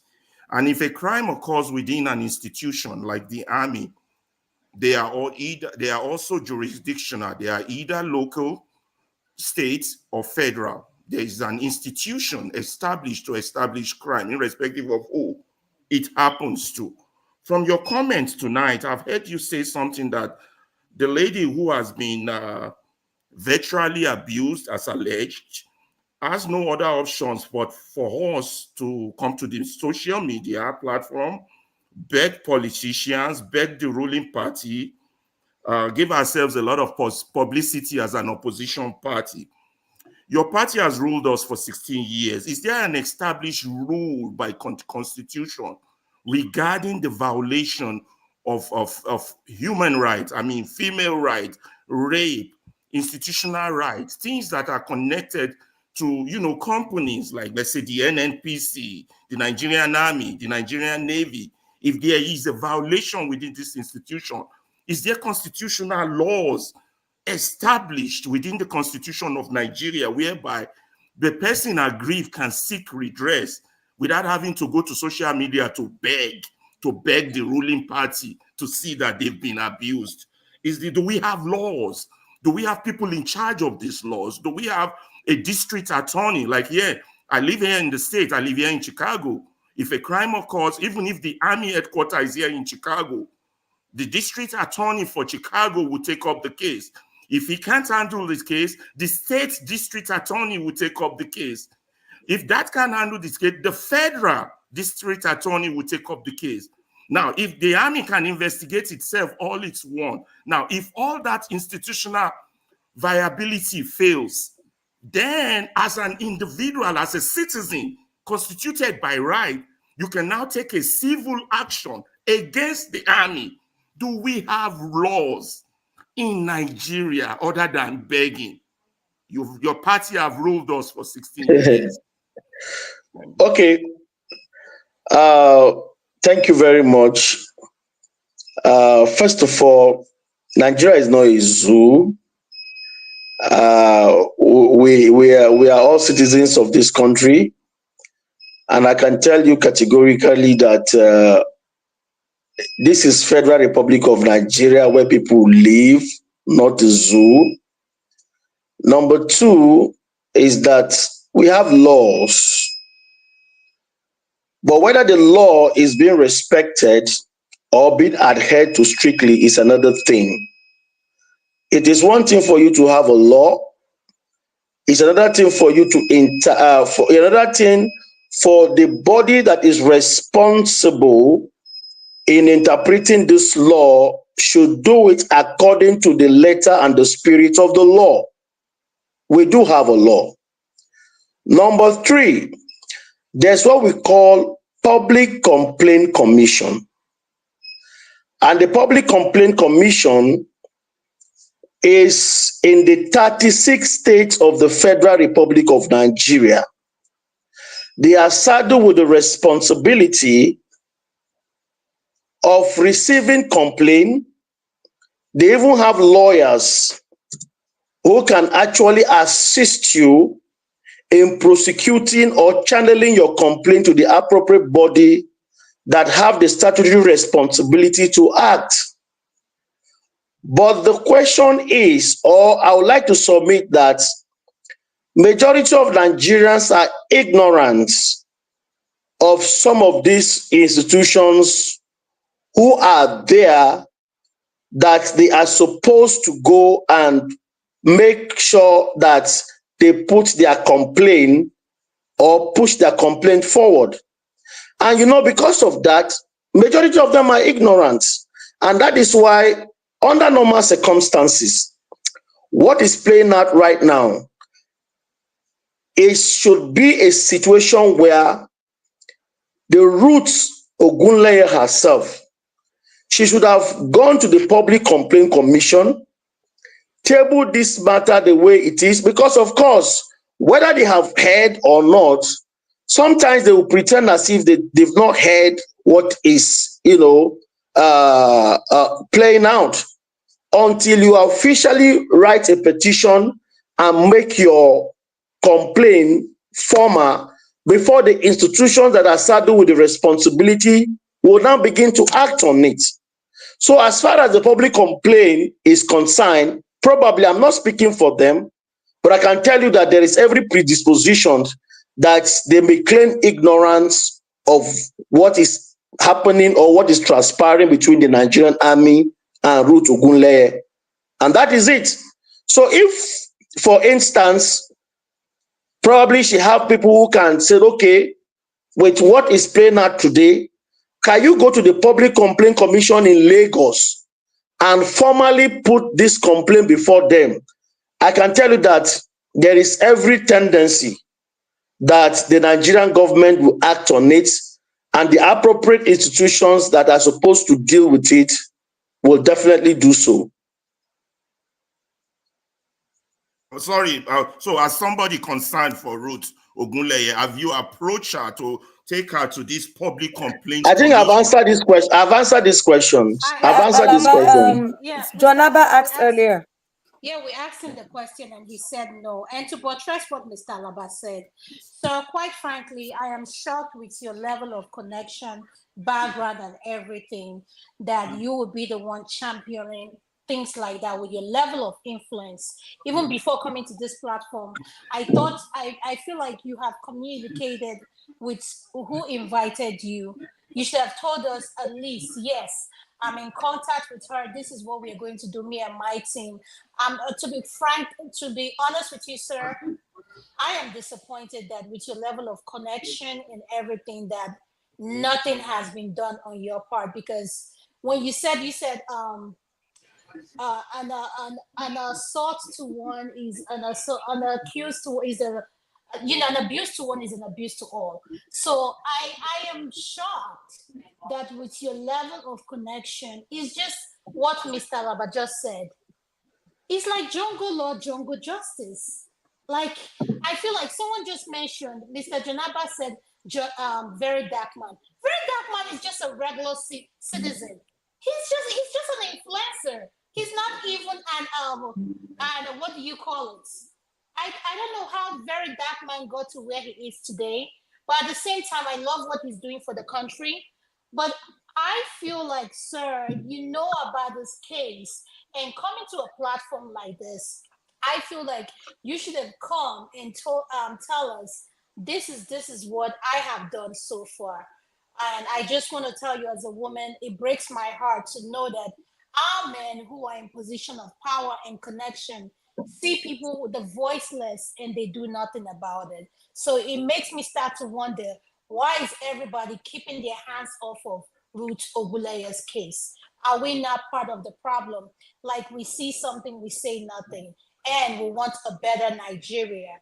And when Mr. Alaba said, Nigeria is jungle law, jungle, I agree with him, because a lot of things he said is the truth. How can my child, my daughter, come home and I can guarantee her that if anything happens in Nigeria, she will get justice? Quite frankly, sir, I don't get that vibe, that response from you.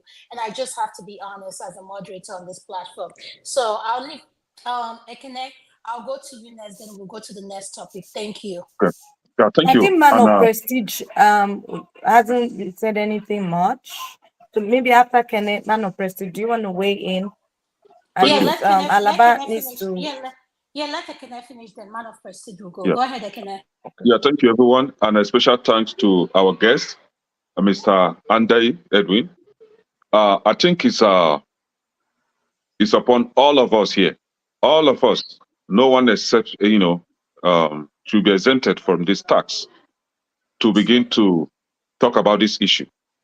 If the media in Nigeria is keeping quiet, which I don't really agree that they are not acting upon that. I think some of the information I got it from most of those media houses in Nigeria. And we have our guest here. If he's not passionate enough to speak about this, I don't think he will be here. So he's here on this platform to join forces in order to speak up about this issue. So personally, I will encourage him, since he has got himself involved into this, to begin to use those connections or authorities that is in his disposal to begin to push over this. This shouldn't be allowed to be swept under the carpet. I don't want to single anybody's out. What is his name? Very dark man. He's doing us his own as a lone soldier, exposing the evils in that country. And then we have our guest here also doing his best to exposing this evil. So what we should be doing on this platform is to encourage him to continue to do that. If he needs a space like this, he should always be welcomed to come and use a platform like this to voice it out. And not only here, you can also use, we have a lot, but personally, I'll just owe him encouragement to use his office or his powers or connections to begin to continue to expose this evil. Nobody should be victimized. The victim there is in Nigeria. The root is the victim, and the perpetrators are free, living freely. Yeah. So we should do everything possible to hold them on their blockers. And what our guests, the life of our guests, what they need is our encouragement, so that they will continue to expose them. Thank you. Why I said what I said, so that you understand what I said is. Well, let me come in. Yes, yes, you come in, sir. Let me come in. You see, I understand your concern. Well, I'm this kind of person that I don't run away from challenges. I embrace it when I see one. If not because of my concern about this issue, who, of course, has been in the front burner. I think for the past 2 months, I have not really attended any major public function. Neither have I appeared on any national television, even though I have a lot of calls. I have to break my silence because of the sensitivity of this issue. I have to break my silence because of the respect I have for the person who invited me to attend this program. As a matter of fact, I've been bereaved. I just had to defy all odds, because what I felt and the injustice that is melted out on Ruth was not something that is really commendable. So I had to break my silence, even though I had it in mind to not to appear on any national or public function for the period of at least 1 more month. But I had to, break all those silence to see that I appeared on this very important platform. So yes, I understand your concern. We'll always try our best to do what we can do. But just like my friend rightly pointed out, it's a collective effort. You can even, that you're in the diaspora, you see the media platform has made things so easy. We can speak from anywhere. You can even make a short video and condemn this whole issue and post it online. It's still part of the agitation. So apparently, I just like he said, it's a collective responsibility. We will continue to do our best. Using platform like this and also reaching out to people who are really not satisfied with what is happening to see how we can do our possible best to salvage this country from this kind of abnormalities that is playing out. I think if we have this kind of mindset of not trying to push the blame so early, it will help us and encourage us to do more. Thank you. Thank you, sir. Thank you. I'll go to Man of Prestige, then I'll go to Mr. Alaba, then we'll go to another topic. Man of Prestige, you're next. Thank you, sir. Yeah, thank you, Adama. I believe everybody has spoken well. In my opinion, it's time for an actionable, we have to take an actionable course. Like Mr. Ade Edwin said, the lady is not well informed, being a low-ranking soldier or something like that, doesn't have the means or any resources in order to express her opinion. So the only means that she finds on the social media, which is a free media that she can, pretty much protest her grievances. So I don't know about in Nigerian space how things function. I think Falana or somebody else should take this case on a free book, on a free bono, so that represent her in a proper case. But I would say that we in DAFRA can champion it. Initially, that propose any means of stepping up a go fund. I'm going to contribute my own quota or whatever. I don't know if you want to lead it or the head of this platform or anybody, head of this platform can champion that. That will be good. If not that, we should make this as an example. Maybe the people in DAFRA, we should establish a hashtag, justice for her. That's because I don't really trust people in Nigeria, even the opposition in Nigeria, I don't know what kind of power they have, to conscientize what is going on in Nigeria. Can they really say something like Atiku B or whatever party you belong? They need to come into this space, and give justice to this lady. She definitely deserves it because it should be an awakening because she's not the only one, but she's the only one that's brave enough to come out on the social media, and bring this into the limelight. But we have to do our own part, beginning with the hashtag free her.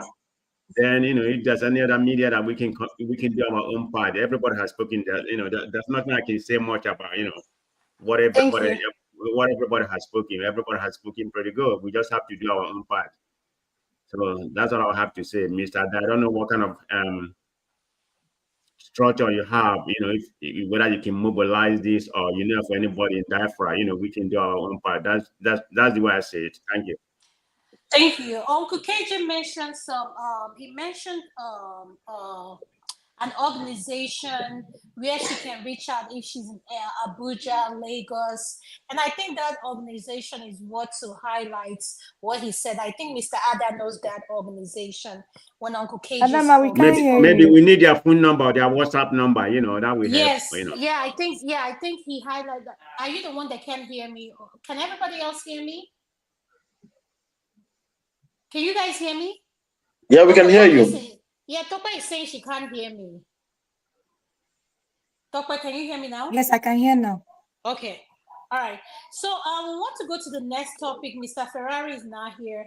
And sir, I'm glad we have you here. I just want, Mr. Ada, we are honored to have you here because we want to have someone who is an in-body, like who has those connections, influence in the society.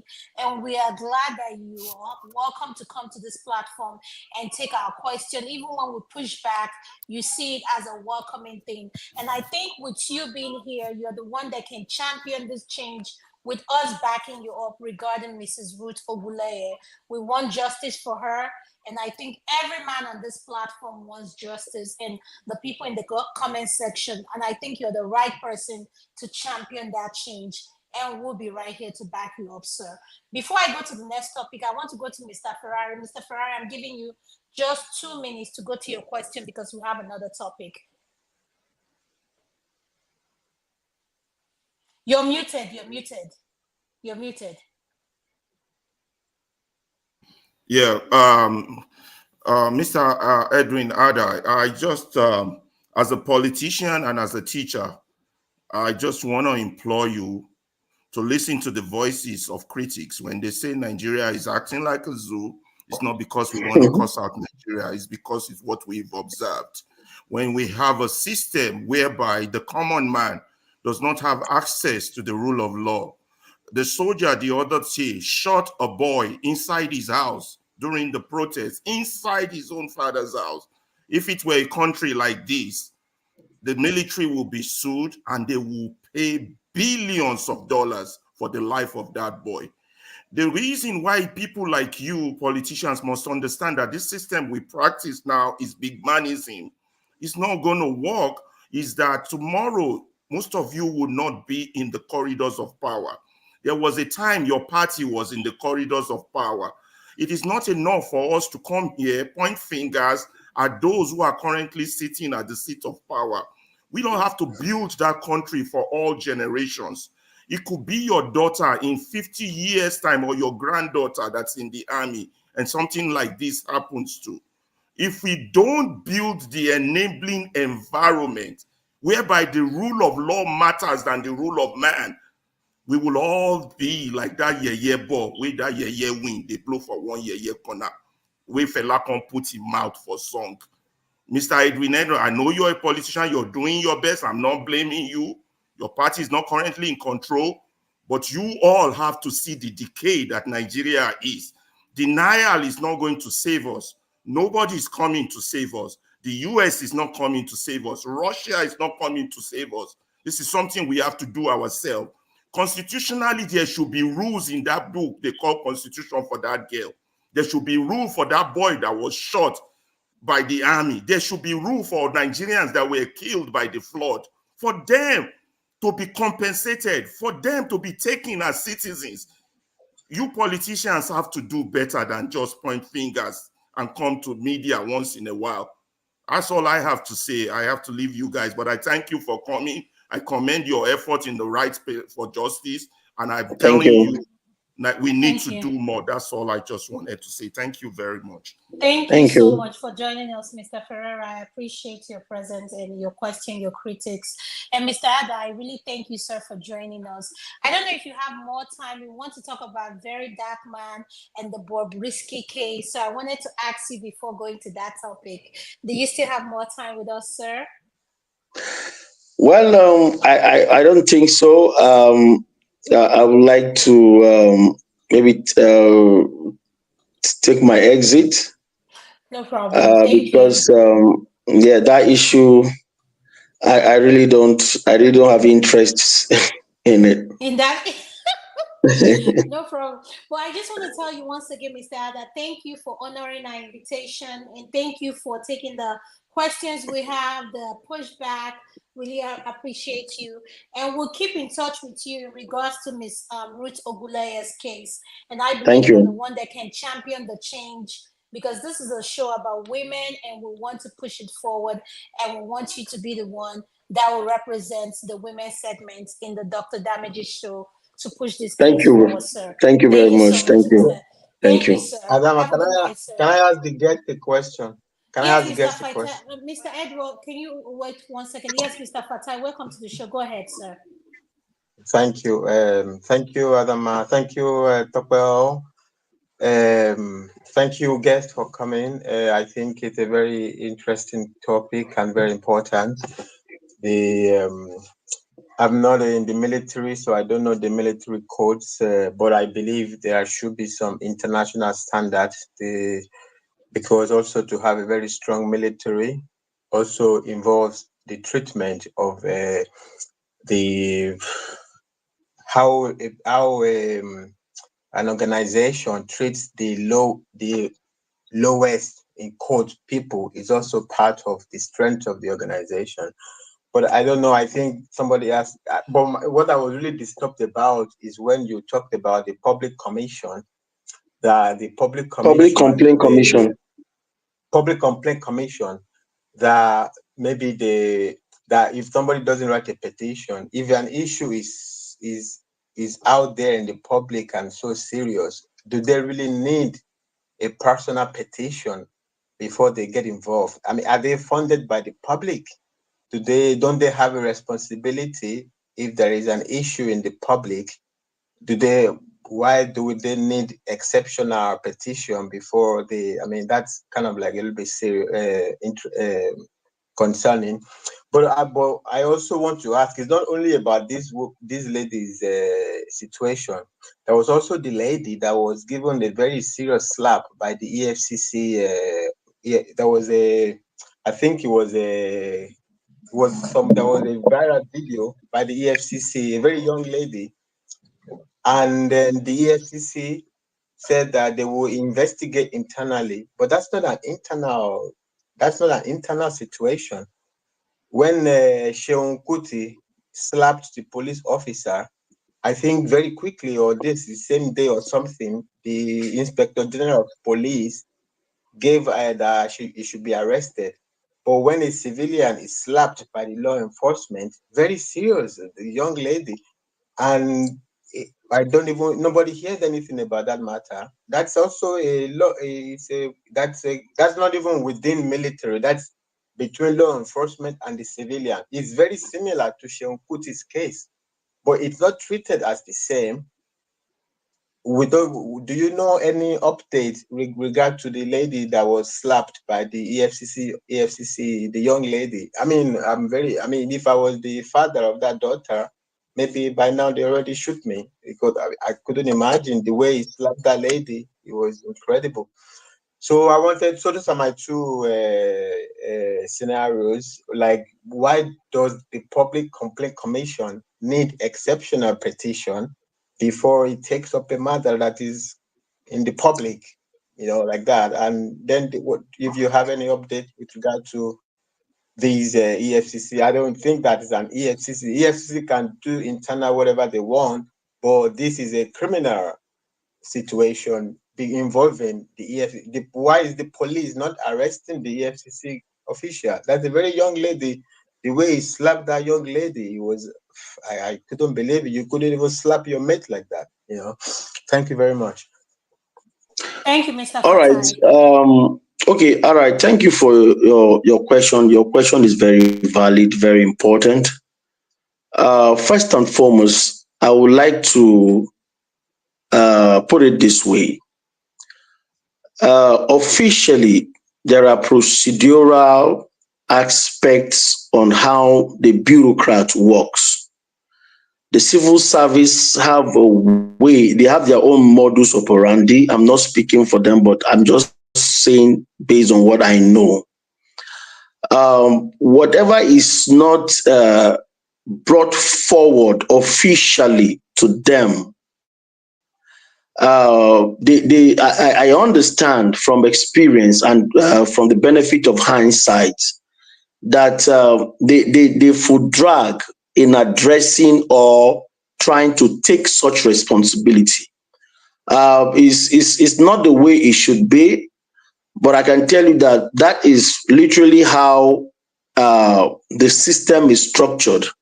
So whatever is in the public domain, be it on the conventional or social media space, as far as you did not officially approach them to put it into writing, document written, or maybe a physical appearance in their office to make a formal entry, just like the police station, there is every tendency that such issues may not be, treated as an official, document or an official position. That is one, because the bureaucrats or the bureaucracy or the civil service, they work with papers.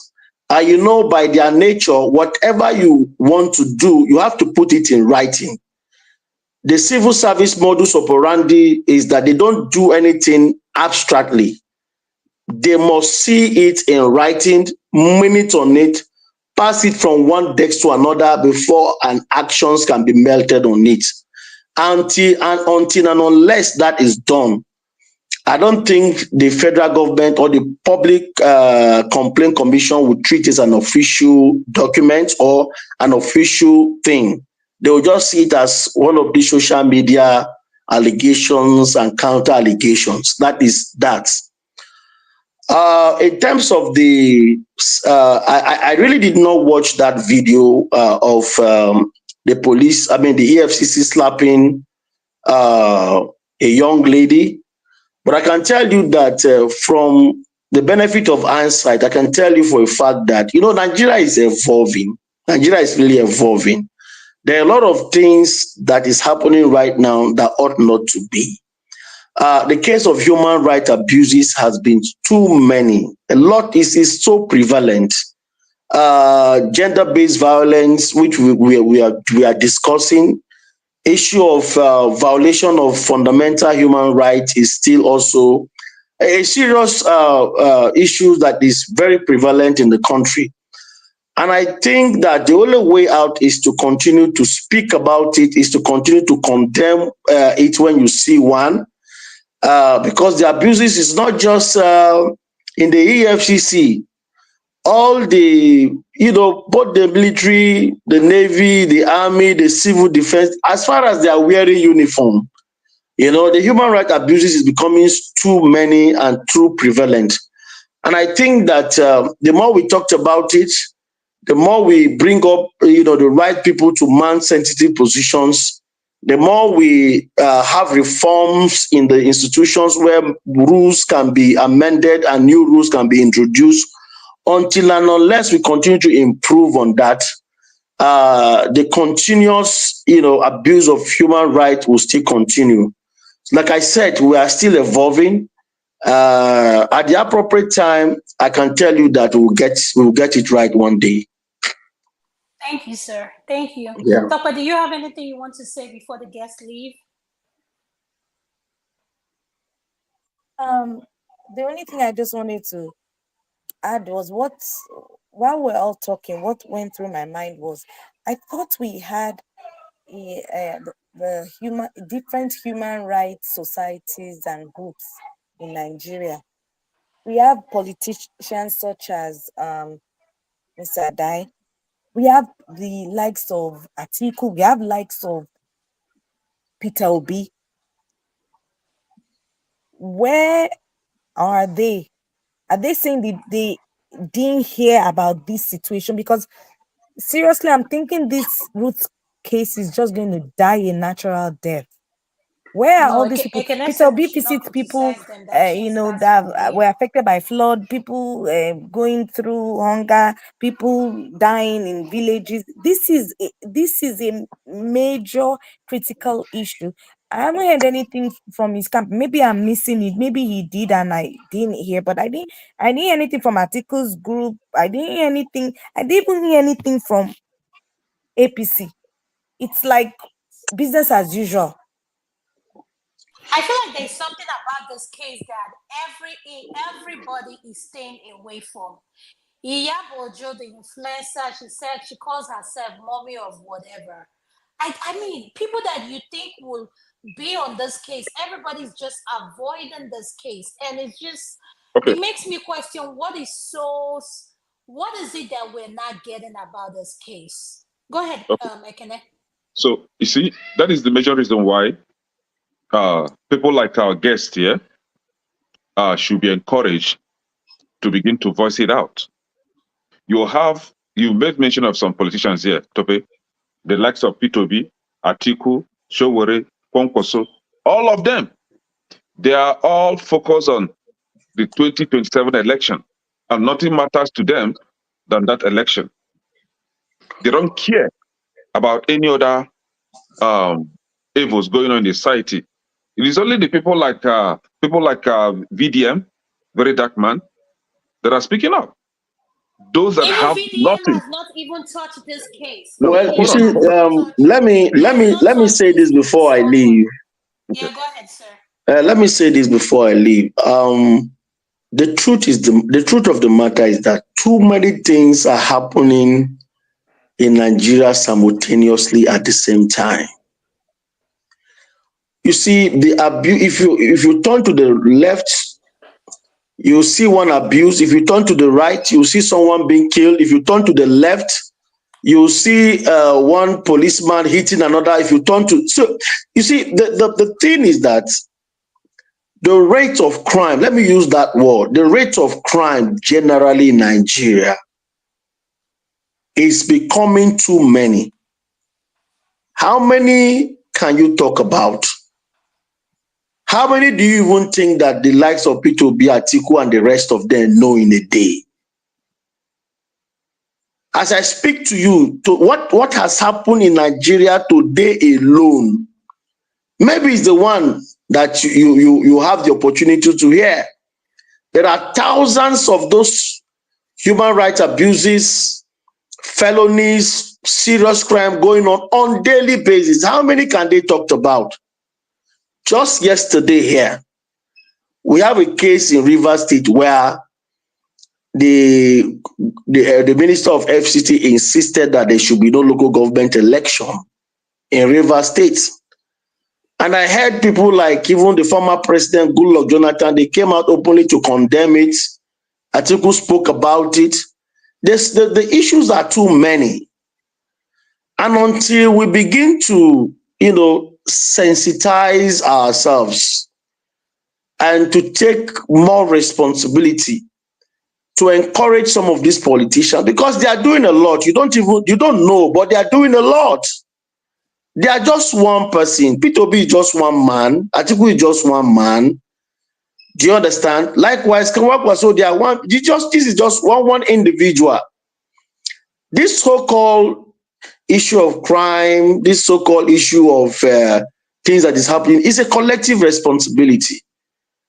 Many of them, and sometimes as a leader, when you begin to speak on every issue, there is every tendency people will even interpret this as a desperate move. You are not seeing anything positive about the government. And then sometimes they are trying to be cautious. They are trying to apply some level of caution to see that they don't comment on everything. And that is why it will not be out of place if people like us take some responsibilities. This is a shared responsibility until we begin to understand that it mustn't, just like how Very Dark Man started. Nobody paid attention to him before. But because of his consistency and persistence, even this platform can do a lot. So we can't just leave it for, every time Atiku, every time P2B, every time Kwankwaso and all of that. This platform can even be a very strong channel of holding the government accountable, irrespective of the fact that majority of those who are speaking on this platform are not living in Nigeria. So we must continue to speak truth to power. It's our collective responsibility. And then once in a while, if there are needs, then we come together, lead some protests to see that we hold the government accountable. The issues are too many. Is it about the economic issue? Is it the impunity in the political system? Is it the economic situation that is biting everybody so hard? Is it the abuse of power by some of the institutions of government? Is it the number of people being killed? Is it about the issue of flooding? So the issues are too many. Do you understand? So I think that, with this platform, we can do a whole lot. Thank you very much. I agree with you, Mr. Ada. Thank you for honoring our show, and I God thank you bless so you. much. Yeah. We'll be honored to have you back, and thank you for spending this much time with us. We're so Thank honored you. to have you on this segment. Thank you very sir. much. Have All a right. good night, sir. Thank you. Thank you. Bye. Bye. So while he's Thank on, you. we're going to talk. Thank you, sir. We're going to talk on the next segment, which is about VDM. Bobrisky case, because I don't understand this case anymore, because Femi Falana came out the other day and made an admission in terms of, I don't know what is going on. This Bobrisky's case, I don't even understand what the Senate is doing about it, because this investigation is starting not to make sense with me. So Tope, I'll go to you. Go ahead. Tope, can you hear me?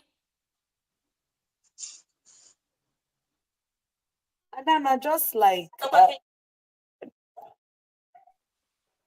can you hear me? Yeah. Just like you, absolutely confused about this VDM and Bobrisky case. The hearing in the National Assembly that happened earlier in the week, to be candid, I was saddened in my spirit, because I was like, thinking, is this what Nigeria has become? This looks like a joke. A whole National Assembly is talking about Bobrisky situation when there's hunger in the land, when people are dying of hunger, where there's flood in the land, where children can't go to school, where the structures of the schools are dilapidated, and there are pressing issues, and Bobrisky's situation is what was brought to the floor. It basically just saddened me. Bobrisky's case is a case of it's a case of normal things happening in Nigeria. The high and mighty, the influential people get away with murder. That's just it. That leaked a clip of her, telling people, what actually happened, that she didn't go to, why am I calling her a she? He didn't go to prison. It was probably in a hotel in one high class room. It's just a case of the impunity that happens in Nigeria. I got to a point where I was thinking he was actually going to claim it was AI, artificial intelligence, that it wasn't his voice. I was waiting for that to come, and I think that kind of came out, because he was claiming that it wasn't him.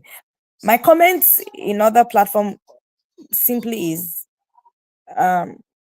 excuse my French word, he's just a basic fool. Because I'm thinking, even if Jesus Christ appears to me and I'm in Bobrisky's case, I won't even confess to Jesus or have that tete-a-tete conversation. Because at that point, I won't even trust Jesus with my conversation. No, to be candid, you did such a thing, and then you're talking to anyone. Who are you trusting?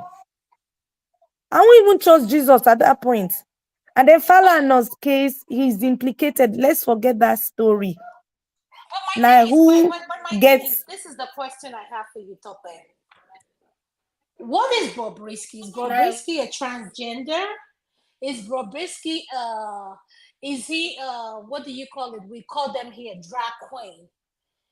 Like, what is it? Because for I watched some of the highlights of the testimony, and they said before they brought him into prison, he had breasts. So is he going through transition? And let me tell you, there is someone funding Bobrisky, and he's not the only one, the gay or whatever he is in Nigeria. So why is it that we are condoning men dressing as women in a country where we say we frown against gay whatever? So I don't get that part. I don't. It's kind of confusing to me. Maybe let me open it to Fatah and Ekene, let them comment. Go ahead, Ekene. Okay. You asked a question. What is Bobrisky? And I have a definition for. Can you just give me 1 minute, then I'll let you talk. It's just okay, 1 minute. I don't have much to say, please. Yes. Adama, Bobrisky is just a grown man that is taking advantage of an industry that hasn't been tapped and making money out of it in Nigeria and getting away with it because he has godfathers funding him. Period. There's nothing else. He still has I strongly believe he still has his organs, male organs. Leave that thing. It's just cashing out and going to the bank, making money on an industry that hasn't been tapped because people are not bold enough. People are not bold enough to take that risk, and it's cashing out. So what would you say about Charlie Boy? Is Charlie Boy not bisexual? If I'm not mistaken. Maybe I'm the one thinking it because I know Charlie Boy. I've seen him with makeup, eye pencil, and all that stuff, kissing Della Ray and all that stuff. Is he not bisexual? Kenny, I will say something briefly and then I'll hand over to you. Adama, growing up in Nigeria, Charlie Boy was just queer, as far as I'm concerned. Yes, he has Lady Diana, or whatever her name is, as the wife, but he was just queer. He too used to dress. Have you seen him with the makeup and all that, clothes and all that? But they'll hide under the fact that he's a celebrity, he's an artist, but he was seriously queer. But the part that I'm really not certain with about Charlie Boy's sexuality, and again, everyone has a right to their sexuality, work it, live it, own your sexuality. But a few years ago, and I'm not sure if anyone remembers, but I know I saw it somewhere online when Charlie Boy's child came out and was accusing Charlie Boy of not supporting him. I'm not sure whether the child is No, that she's child a, is she's the a child is lesbian. also, I think, I'm not sure whether she is the child gay or She's a a lesbian, I'm not lesbian. sure, but Yeah, she's a came out lesbian. openly and was criticizing Charlie Boy for not supporting. So that at that point I was confused. That's all I have to say concerning Charlie Boy. But he's been there. Go ahead, He's Ekene. gotten away with it for more than 30 years. I agree with He's you. in I his think he's in the 70s now. closet too. I think Yes, yes, he's in his I agree 70s with now. it. Yeah, Kenneth, we just have to over see. to Go you. ahead. So, to define what Bobrisky is neither a name of person, place, or thing. But Okuneye Idris Olarowaju is a male, confused male that wants to be like a woman by force, by fire. And when he was charged to court, he identified himself as Okuneye Idris Olarowaju, male. So, which means that his bola, everything is intact. His chest, they're all fake. As far as humanity is concerned, he's still a man. They are all fake. Right? Big time. Now, but the discussion is not about Bobrisky. Bobrisky is nobody to for me to even waste my time discussing about him. It's about exposing the corruption in our system. And when you have them in the National Assembly talking about this, somebody like me question a lot of things. Why is the discussion about VDM? What about the corruption that has been alleged in that audio by the prisons officers and by the EFCC or DSS, whatever they call themselves? How about the Falana, the so-called SAN that is supposed to be fighting corruption? Why is he, maybe directly or indirectly, but his son is involved into this kind of corruption? And that to tell you how deep we are into all this malpractice in Nigeria. This is about when your cup is full, then you are exposed. Our people say when the air blow, we see the nyash of a fowl, right? So we have a lot of them, a lot of the so-called sand that are into this kind of corruption. Are we talking about the Olisa Abakoba and his nonsense sand everywhere? But they are just empty, men of no substance. They are answering senior advocate, because they are not yet been exposed. Instead of you, the Falana, to now question, if you know that your hands are clean, why wouldn't you question Bobrisky for mentioning you in that audio tape? Why are you now trying to prosecute the person that exposed the stuff? So you see, the beneficiaries now are working together to victimize the person that exposed them, which is VDM. Both the National Assembly that you are talking about, they are all beneficiaries. They know about all these things. They all enjoy it. The Falana, he knows about it.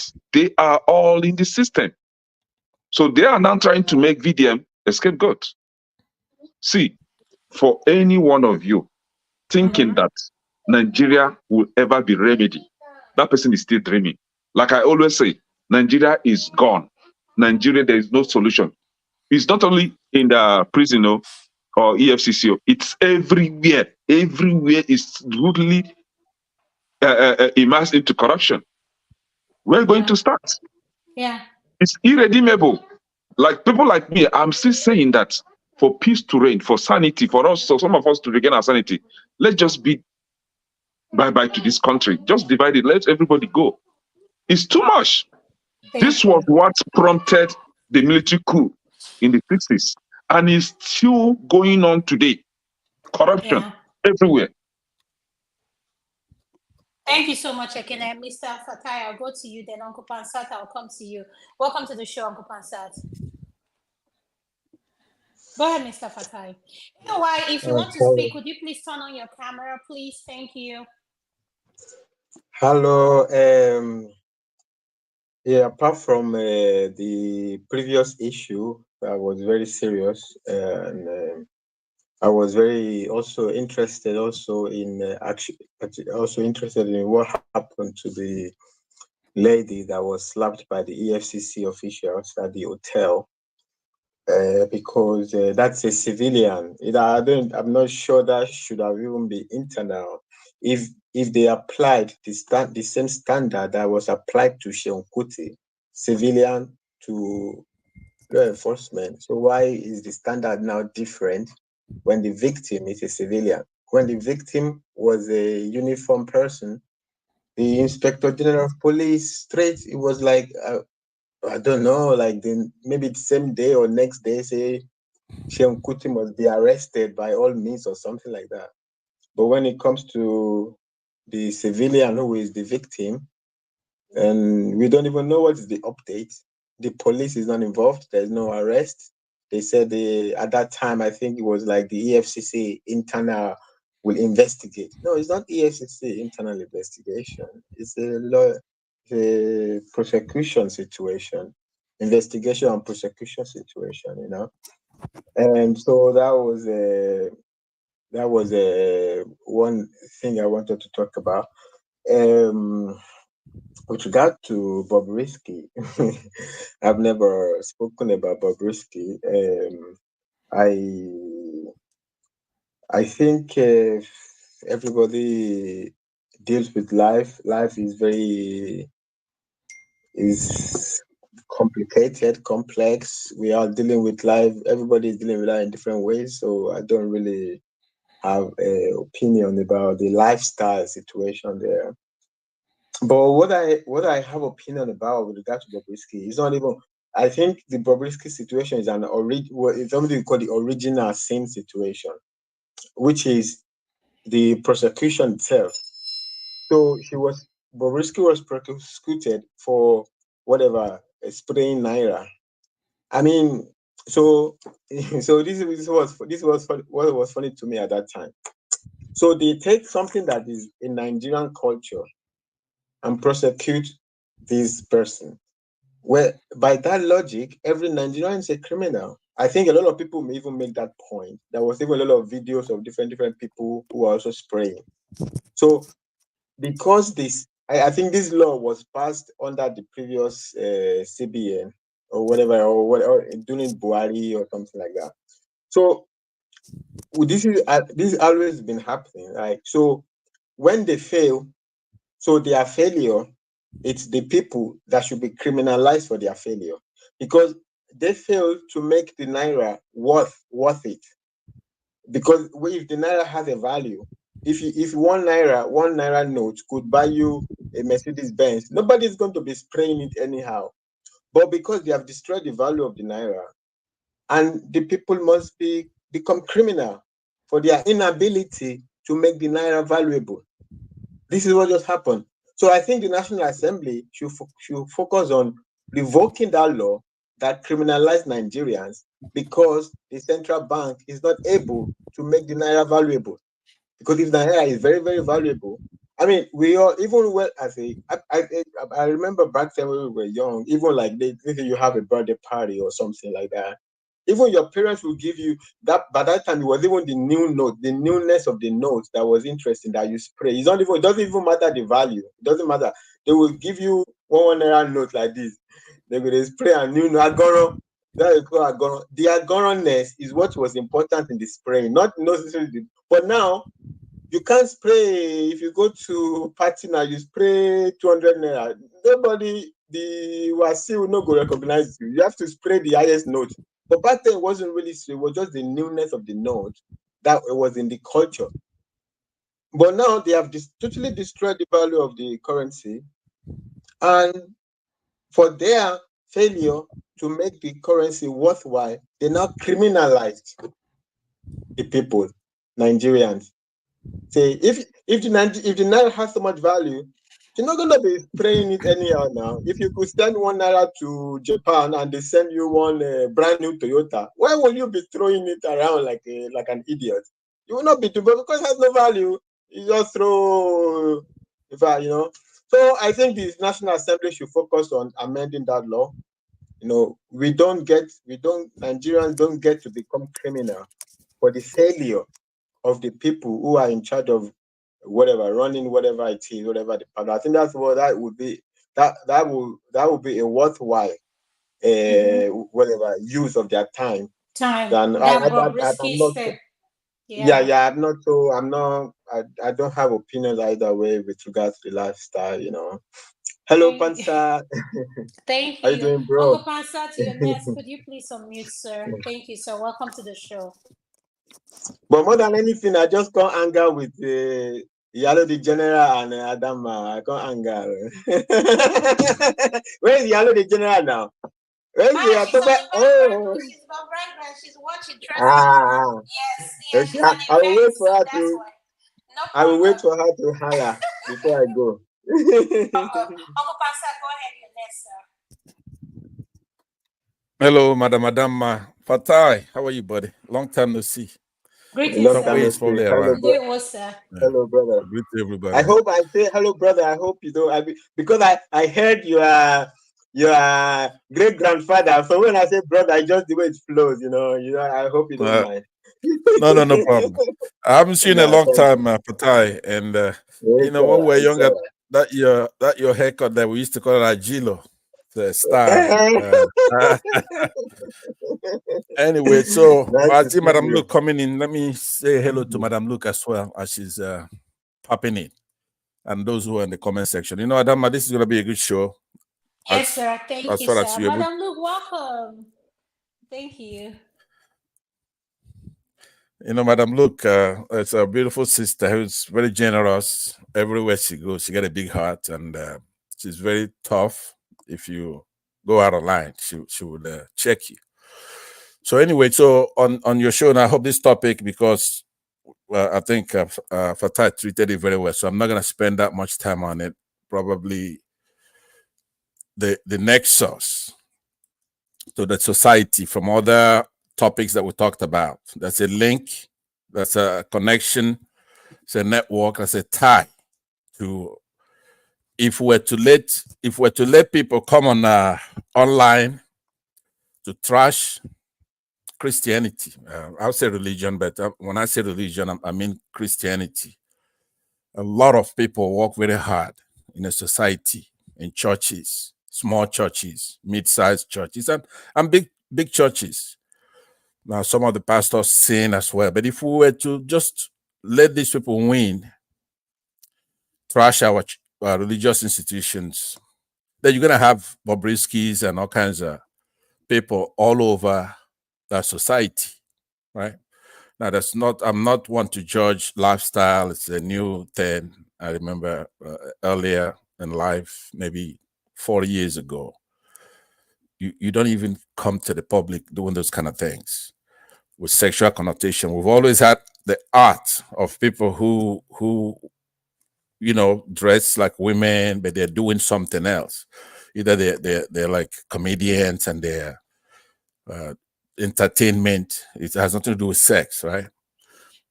but you give them chance and they want to come out in the public and start showing their sexuality or whatever it is they do. It's not supposed to be in the public, but life has moved on.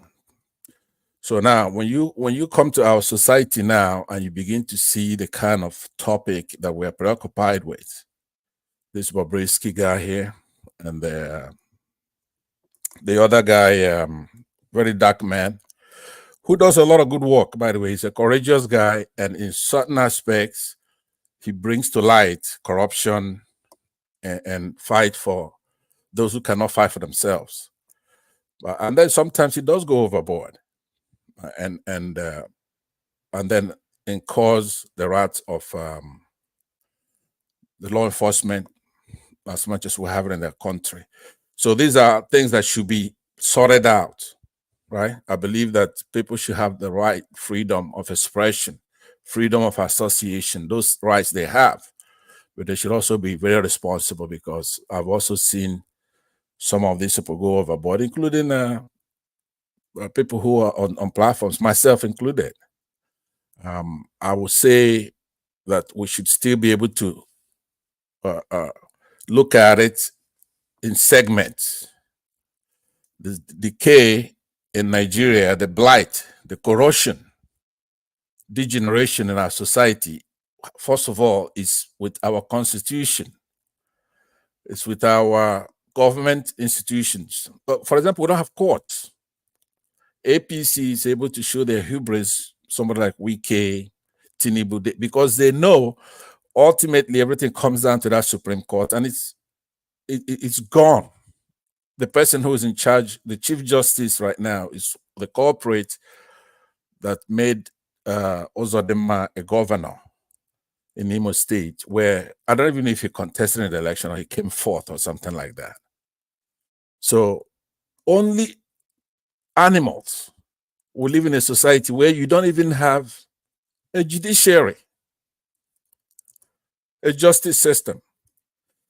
So those are the kind of topics. I want to wait till you change the topic again. I don't have any opinion on Bobrisky. I'm not particularly, I don't know much about him, but I'm here in the United States, so we have all kinds of characters, you know.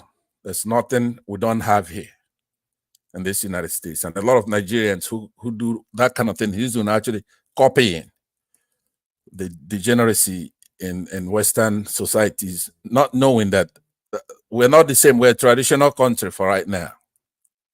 All right. So we should not be spending too much time on that distraction. Every Nigerian should be aware that we don't have a judiciary. We have the elite, the corrupt elite cornered that area. So no matter what's done in the society, it ultimately goes to that court, and the court is going to deal us a heavy hand. So I would sit back and I wait until you finish with this topic. When you go to a political thing. Oh yeah, by the way, let me say that Femi Falana, who is a luminary in the legal arm of our country, but he's always played a role that is very suspicious to me, which is to give soft landing to various administrations. He would come across like he's actually fighting for us, the downtrodden, the poor, but administration after administration. For example, when Jonathan was there, he's smart enough to know that Jonathan is not the brightest bulb in the room. However, when you compare him to people like Buhari, there's just no way. He doesn't know that Jonathan is better than Buhari, but he played a very, very bad role during the Jonathan administration. And he wasn't that effusive or forceful during the Buhari administration, and he's not that now. Now, his son is a good actor in the country. I like his politics. It's progressive and very modern. But you have to separate those two. Falana, I really don't know. And I watched his activities during the Obasanjo Inquisition area when Obasanjo was being tried in a commission and all that, but that's beyond the scope of what we're doing. So we cannot afford to let these distractions take us away from what we should be discussing today, which is judiciary, the elections, the non-separation of the branches of government from our executive to the legislature to the judiciary. They've captured the state to where there's no more check and balances, and nobody should rest until we thwart it or take the country back, especially according to my own 10 by force. So thank you very much for the opportunity to speak, and good to see you, Fatai. Where's Madam Luke? She's having connection issues. Yeah, she's Thank having you. connection issues. I think, yeah, she's frozen.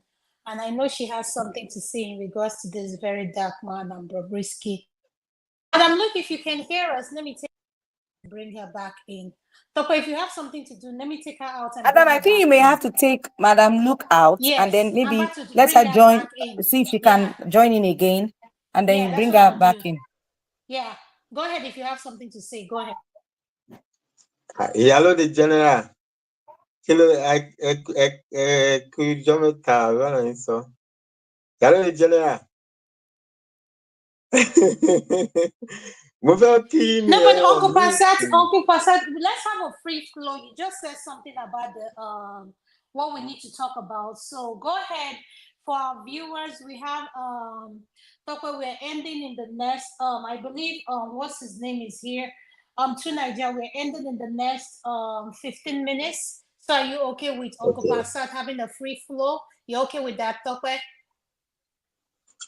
Do you mind if me and Pansal have a conversation? Yes, go ahead.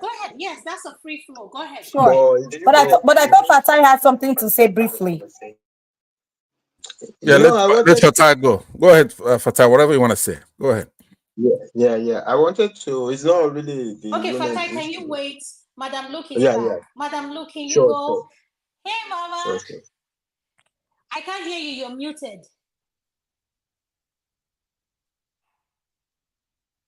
Hola. You're muted. Yes, we Can can you hear hear you me now. Yeah, we can Oh, hear good. you now.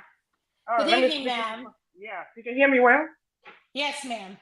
Okay. So I have been listening all this while from the religious section. Unfortunately, I have kitchen duties. And of course, I'm a strictly weekend worker. So it's hard for me to continue. But having said that, I'm just going to go back to the root thing and just say a brief sentence on that. I wonder when we're going to have people like Gloria. Whatever you want to talk about, Madam Ruth, you can talk about it. So you're a VIP in the women's segment. So have it all you want to. Thank you. So, hold on. Okay, so, Madam Ruth, I wonder when we're going to have people like Gloria Allred in Nigeria, so that anything that affects women will take up. We have lawyers in Nigeria. Why are they not speaking up? Female lawyers in Nigeria. Why are they not speaking up? Why? Must we wait for the men to do everything? It's even a man that came to the show today to come and speak on this affair.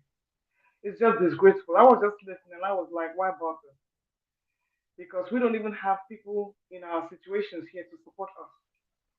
So going to the Bobrisky and the very dark man issue, with all due respect, Mr. Spencer, this is not a triviality. Discussing Bobrisky and very dark man is not a triviality. It exposes the rot in the Nigerian society. You see, Mr. Falana, that one that calls himself a son. If you check very well, allegedly, why did Bobrisky link his son to? Why did the very dark man link his son to Bobrisky? You see all this. Nigeria is one hell of a Hollywood. You see all those things going on in Hollywood right now with PDD. It's going on right there in Nigeria. Most of them are on the down low. Why did very dark man mention Falana's name? And on a normal circumstance, this is not an offense that should make This is not an offense that should make Falana start screaming on the roof of his mouth. What is he protecting? What is he protecting? because they touched his son in that very special area. He don't want nobody to. So he's blowing his trumpet up and down the place. But when it was time to help Tinubu when he didn't have a certificate, he was there giving counsel. When is he ever going to stand truly for the poor person on the street? Why is he not taking up Ruth Ogunleye's case? That Falana is a snake. I never liked him and I will never like him. Anytime I see him on TV, his presence is totally nauseating to me. And why is his son not talking for himself? And somebody is asking what is exactly is Bobrisky. Bobrisky has totally transgendered. Totally transgendered. What is transgender? From her waist up, what do you see? Is that not being a transgender? You want to see the one between her legs before you know she's a transgender. And all the people that are patronizing Bobrisky are men. All the people that are top position men in Nigeria. Top position, because the woman is not good enough. They not deal with freaks. Like I said, whatever is going on in Hollywood right now is happening right there in Nigeria. All those freaky parties they have, all those nonsense they do. Why is Falana screaming? All Bobrisky said was that they played what was on the tape. Was it Barry Darkman that made the accusation? So why is he screaming? That man is a snake, I'm sorry to say.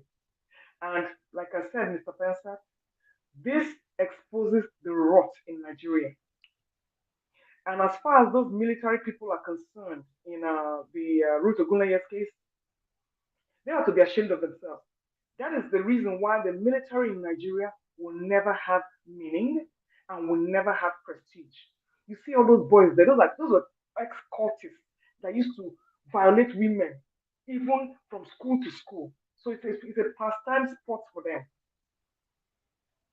Imagine drugging this lady, putting her in a body bag. Do you know what that lady has gone through? That she's already screaming.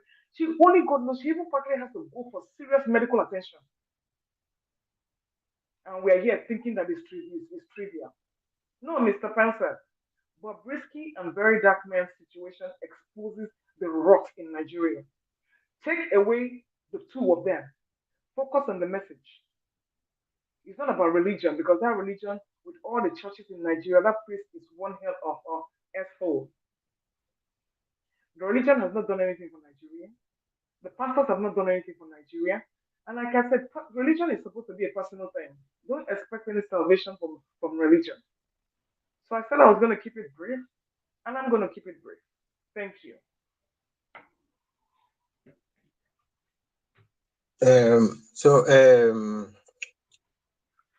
Hello. Thank you, Madam Luman. I do definitely, absolutely agree with you. I don't really think Falana is innocent. I think he's deep into this. If Bobrisky's tape didn't leak and he didn't mention Falana, we wouldn't have known to the extent of him and his son's involvement in this case. Thank you. And don't forget there's a part 2 of the tape coming. That man is just holding it so that the Godfather will be revealed. You see all the numbers he was editing. They got they got the log of Bobrisky's call in the prison, in the so-called prison. They have all the logs. They paid the phone company and they got all the logs. So you see, a lot of things are going to go down. Like I said, Hollywood has their own. Nigeria is doing their own. Why is Falana screaming? You see that his son passed. That one is as shady as they come. As shady as they come. That family, there's just something not right with that whole family. So please, yes, continue. But my concern is, who are the godfathers? Who are the godfathers? That's my major concern. You remember one time, Tonto Dike and Bobrisky had a fight. They mistakenly leaked out that person supporting Bobrisky has the biggest house in Banana Island. They didn't say more than that. So everybody was able to connect the dots.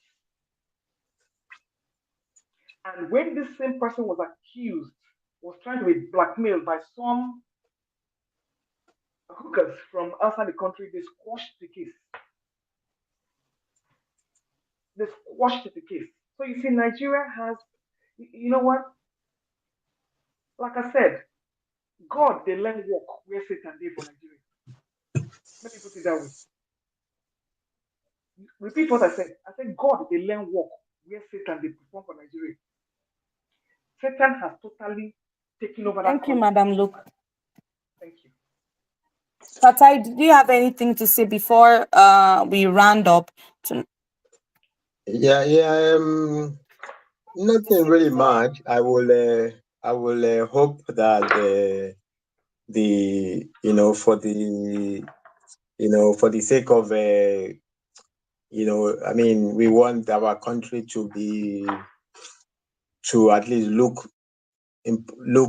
more sane, look better, to be better, the military to address this ladies issue, because I don't know. I think the way a society treats their weakest it says something about them, So I don't know. I think they should address it, and I would hope they address it, and I would hope the police give the equal treatment they give to the Sheun Kuti situation. I hope that they give the equal treatment to that situation with the lady that was slapped in the hotel by the EFCC official. So on those two matters, I hope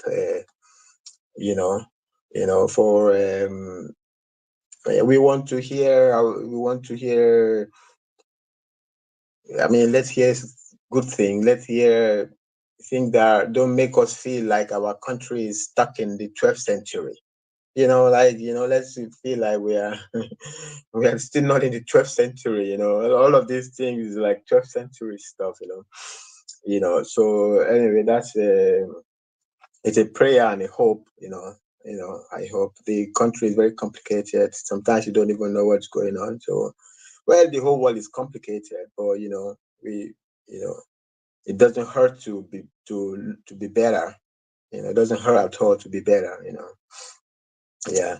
So that's it about that. The other thing I wanted to ask, I think there's no time. I also think this is not the forum to discuss it. But I was listening to Pansat, your conversation with. I just woke up that day with two Ninja. I already heard it on television anyway, many times. I was like, You can briefly talk and if you need to ask Pansat anything, that's fine. Yeah. 1 minute, I will just make sure I summarize it. I think even up till today, brother, do you still know? Because so they already saw. The other. I hope I wasn't. I hope I wasn't too forceful with Prince the other day. I was talking. I couldn't. I was totally didn't catch what I was doing. So I wasn't disrespectful. I don't get the sense he felt disrespected. I hope I wasn't. No, absolutely. I felt it was fine. It was a good pushback. Yeah, okay. Because the heat wasn't towards him, it was towards the situation. So I hope he didn't feel disrespected. I didn't mean to if he felt so. So Pastor, do they already sold this EFCC, and I think I mean, to a big extent, I go along with a lot of your argument with regard to, because what's going on? I mean, we don't know what's going on. I mean, I totally lost it when they already sold petrol and they are showing us plats. Say, oh, some plat. Hey, we don't need plat. We need the receipt of that transaction. We don't need some speculative plat price. Who cares about it? No, we're not talking about future transaction. We're trying to gauge how you buy it. You bought it already. Which was the receipt? So I don't think Dangote, also with the interview we did with Bloomberg, I don't think he's doing himself. I mean, he might look good to gullible Nigerians, but he's not doing himself good to any serious person looking at the whole thing mess there. I don't think he's doing himself a lot of good. Anyway, it's not the time, it's not a lot of time, it's not the forum to have the conversation. I just wanted to say that to Pensat. Thank you, the ladies. Thank you, everybody. Kene, we're about to end. You have your last 2 cents before we end. Yeah, that's my own everything. Thank you very much. You say you're about to end? Hello? Yeah, they have another show coming up, I believe. Yes, okay. we're about to Sorry end, about that. and I think Nigeria is going to have a new segment. Yeah, let me respond to both Luke and Fatai on their takes. Madam Luke, obviously, it's not a trivial issue. I believe you used the word trivial. Okay, can I please give Mr. Pensat a minute? Now, they are trivial in the sense that I'm not saying that it's unimportant or that it's insignificant, frivolous, or something demeaning. No, it's, everything is important, but it's relative. Relative, we're speaking about relativity. In Nigeria, I believe in practically every country, even here in the United States, there's a difference between the court system, where somebody's sentenced, and then you have the corrections, Department of Corrections. They will use the word Department of Corrections here. It will have a counterpart in Nigeria. And that's when you then go into the cell, the jail, the prison. And that's a totally different administration. Now, we shouldn't be worried about the rich, the famous, the Bobriskis, and all those people, because in that system, it's rotten. There are people who are in there who haven't even been to trial. The food, more than likely, is nutritious, atrocious, being that the people outside don't even have something to eat. So who knows what the prisoners are eating? Now, there's something somebody should not fight in any disguise where I am, which is success, for example. If somebody's rich, they're going to have a different predicament no matter what's going on. If they go to jail, they go to prison, maybe inside that administration of that prison, the correction department might house them in a better place where they have to feed themselves. Okay, so that's a first world problem. I don't regard it as unfair.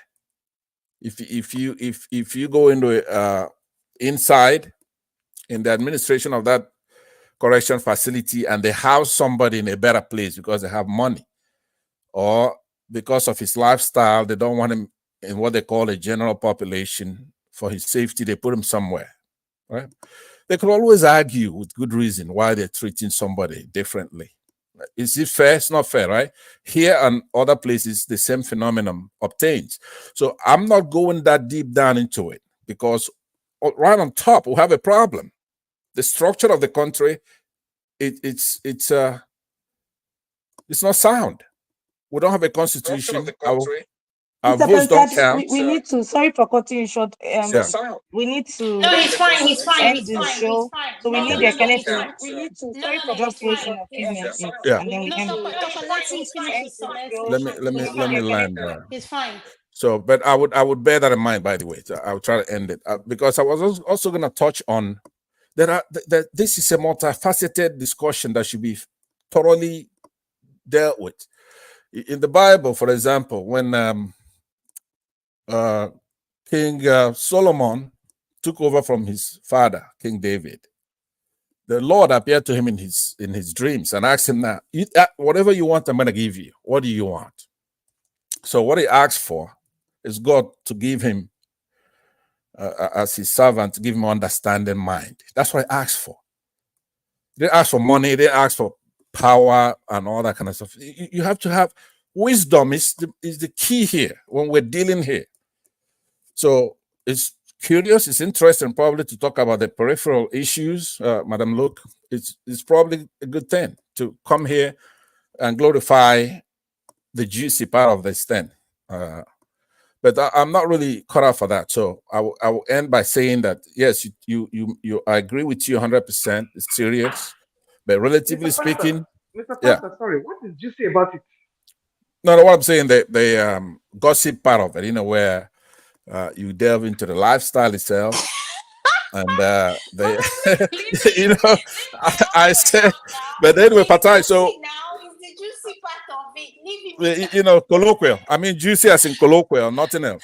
Not about the yeah. So I'll yield back by saying to Fatai, we'll meet again, and then we'll have a more substantive discussion. I have no qualms with all the stuff, and then Kenny, good to see you, buddy. All right, guys. All right, so I will go to you, your final summation, then we'll go to Madam Luke, then Topper, then I'll end the segment. Okay. Go ahead, Akena, your final summation. Thank you. Yeah, they will, Mr. Pansat. Madam Luke, Akena Kwange. So, still talking about Bobrisky, or I'm just concerned about the corruption in the system. Whatever your final submission is on the whatever we discussed about. Have you guys discussed about this kid? Is it which kid or confused kid? And no. Okay. Your final submission. Okay. So my final submission is about. We had a free flow, and you didn't come early. No. We can talk about it. I was attending to something. You didn't come early. Yeah, but the thing is, yeah, I'm more concerned about the corruption in Nigeria. If they like, let them give Bobrisky 5-star hotel in the prison yard. That is not my business. My concern is about some people trying to paint a picture of being outstanding senior advocate or outstanding lawyers fighting for the downtrodden, you know, or posing as what they call it, freedom fighters or advocates. Then at the end of the day, these are the same people that go behind doors and collect bribe and be doing some nasty things behind doors. Then we have the prison and EFCC, whatever they call themselves. If you truly charge Bobrisky for what they call it, Naira mutilation, why did you all of a sudden decide to drop it? Why the likes of, not that I'm speaking for that clown anyway, one Cubana chief priest was charged to court and he used money to bail himself. So if you want to condemn evil, can you condemn evil in its entirety? Don't just pick and choose because of money or because of affluence or because of the fact that the person is among the class of elite. That is my concern. If the prison is meant for citizens of Nigeria, citizens of Nigeria should go to that prison. But if you decide to give them 5-star, there's no problem. But my take there is, why is it that in Nigeria, nothing will ever be done the right way? Everything is rooted under corruption. Everything must have 1 or 2 fingers deep in the for corruption. Why is it so? Can't we just have one thing, just one, done the right way?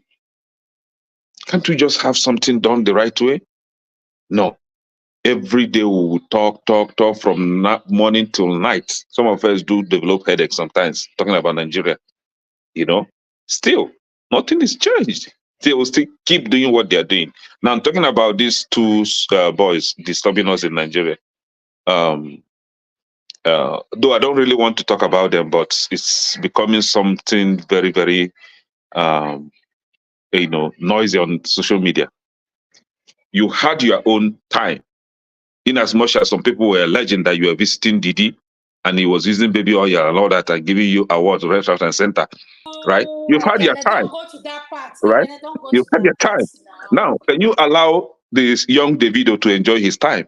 Every time you are just being bittered for nothing, dropping nonsense, insulting people on social media. Are you the only unwise boy on social media? Can you respect yourself and allow people to enjoy their time, right? So this is it. It's not about, somebody was saying that is the jealousy, jealousy, Nigerian jealousy. That's how you jealous themselves. Not only in Nigeria, even abroad. or jealousy everywhere. If they see you eating 4 square meal, they will start being jealous. If they see you, it's everywhere. Can we just try to behave like human beings and know that all fingers are not equal? Somebody must be above you. So accept that fact and mellow yourself, Thank you. you know? Yeah, thank you. Thank you. Fata, your Bye, final submission, everybody. then we'll come to Madam Luke. Oh, thank you. Oh, good night. Have a good For night. me, Madam Luke, do you have a final submission before you leave? I just want to say hello, bye-bye to everybody. Nice seeing you, Mr. Bye-bye, Fatai. I'm honored. No problem. yeah, Fatai nice to Imi, meet you, thank everybody. you. Nice to We are everybody. honored. Thank you. Thank you. Thank Bye-bye, you. Bye, bye, bye. bye. Thank you. Thank you. Madam Luke, your final submission, then we'll come to talk with it. I'll say my final segment, then we'll end it. Thank you, Madam Luke. Thank you, wonderful ladies and gents. Unfortunately, thank you, wonderful ladies and gents. Can you hear me? Yes, we can hear you. We can hear you. I'm not even going to discuss those children. Anytime I see the whiskey, the video, I just... You know, Ekene is the Gen Z of the platform, so he has to talk about his people. So So you know the shop is. I've had enough. I'm oversaturated with the PDD, Obama, Trump saga going on there. So I don't even need another low grade one here in Nigeria. I agree with you, Madam Luke. I agree with you. Ekene has to represent the Gen Z section of this segment, the Bumi and Ekene segments. Yeah, so that's okay. These are people who have been blessed, fortunate to make it in life. That's okay. And they have a lot of reefer, loud, whatever they combine these days to live out their existence. So they can continue doing what they're doing. Nigeria is becoming a real headache. In fact, after discussing it, you go back to your bed and your heart is still beating. So I don't know how we're going to get out of this mess. Look at what is happening in River State. I mean, I don't know how we got to this place. And we have a president, or you have a president who is somewhere on annual leave. On annual leave. So one day, one trouble. Very dark man. I hope he continues on this path, exposing the ills of the society, so that way we can be educated. I'm not interested in their sleazy bedroom or whatever they are doing activities. I'm sure we all have all of our own to deal with. So whatever they are doing there doesn't concern me. But what did you say? You said we sure we had about what did you just mention? I said we all have our own things going on at the side of, So I'm too busy with mine. So I don't even care to know about any other person's own. So my question is how Nigeria can get better. Please don't get started. Leave you where it is. You know the camera is on. Let us behave professional today before they say that man started. Please. No. What I'm saying is that it's a personal lifestyle. So we all have our own stuff. And I told somebody, I always tell people, I'm the last person you're going to blackmail. If you think you got stuff from me, I will flood the internet with a whole lot more. A whole lot. I don't give into blackmail. That's my thing. I don't give into blackmail. I won't pay you shishi.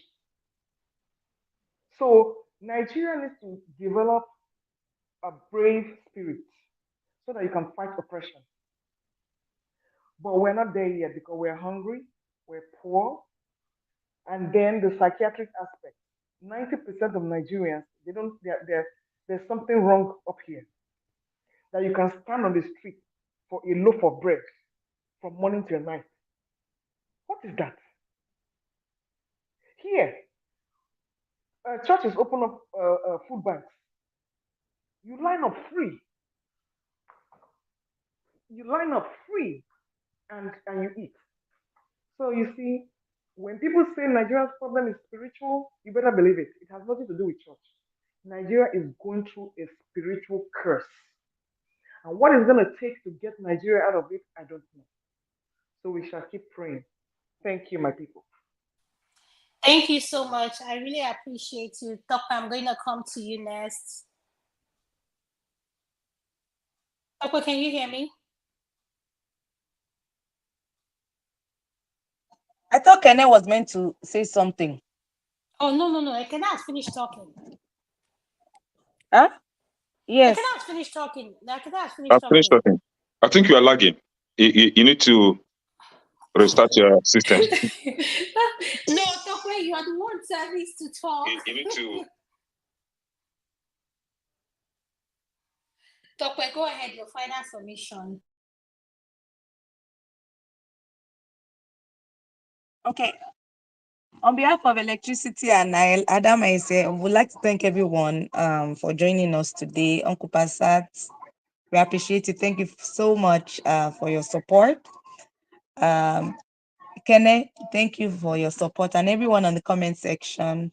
We appreciate you loads. Please keep fighting for women rights.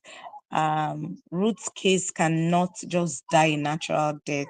If you have any platform and you have a voice, please explore all options to be able to assist and throw more light into Ruth's case. Kene, you can have my remaining 20 minutes. Please leave him. Please don't get him started. Please just leave him alone. I just want to say to all our viewers, thank you for tuning in to our guest, Mr. Ada. Did I mention his name right up there? Ada, is that his name, Mr. Ada? Adia, or what is his name? Yeah, Adai. Right? Adai. Yes. Yeah, I just want yes. to say Mr. thank Adai. you, sir, for honoring us with your presence. Adai. Thank you, sir. Ekene, thank you for coming, Uncle Pansat. We are really honored to have you here, Madam Luke. Electricity, thank you for all you do. We just want all our viewers watching us, thank you. We appreciate you all. We are coming to the end of this segment. There should be another show coming on. If not, we see you guys tomorrow at 12:30 on I think there's a special order coming on tomorrow. So Dr. Damages has 90 minutes. Is it not 90 minutes tomorrow? Am I wrong? 90 minutes tomorrow, right? The interview he has a correct. Yeah. So we just want to, on behalf of Tope O and I, thank you all for tuning in to the ladies segment.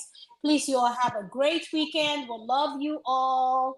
Thank you all. Thank you. Bye-bye. Have a good night. Bye-bye. Thank you all. Bye.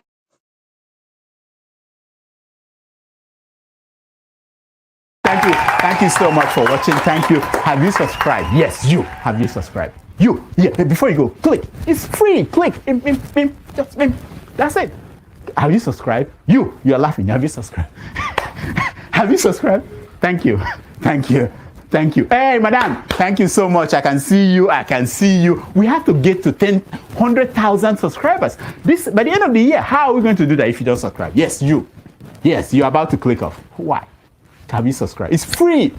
If you don't, ask your son, ask your daughter how to. Just one click. Thank you. Thank you. I see you. Aha. Thank you very much. Thank you very much.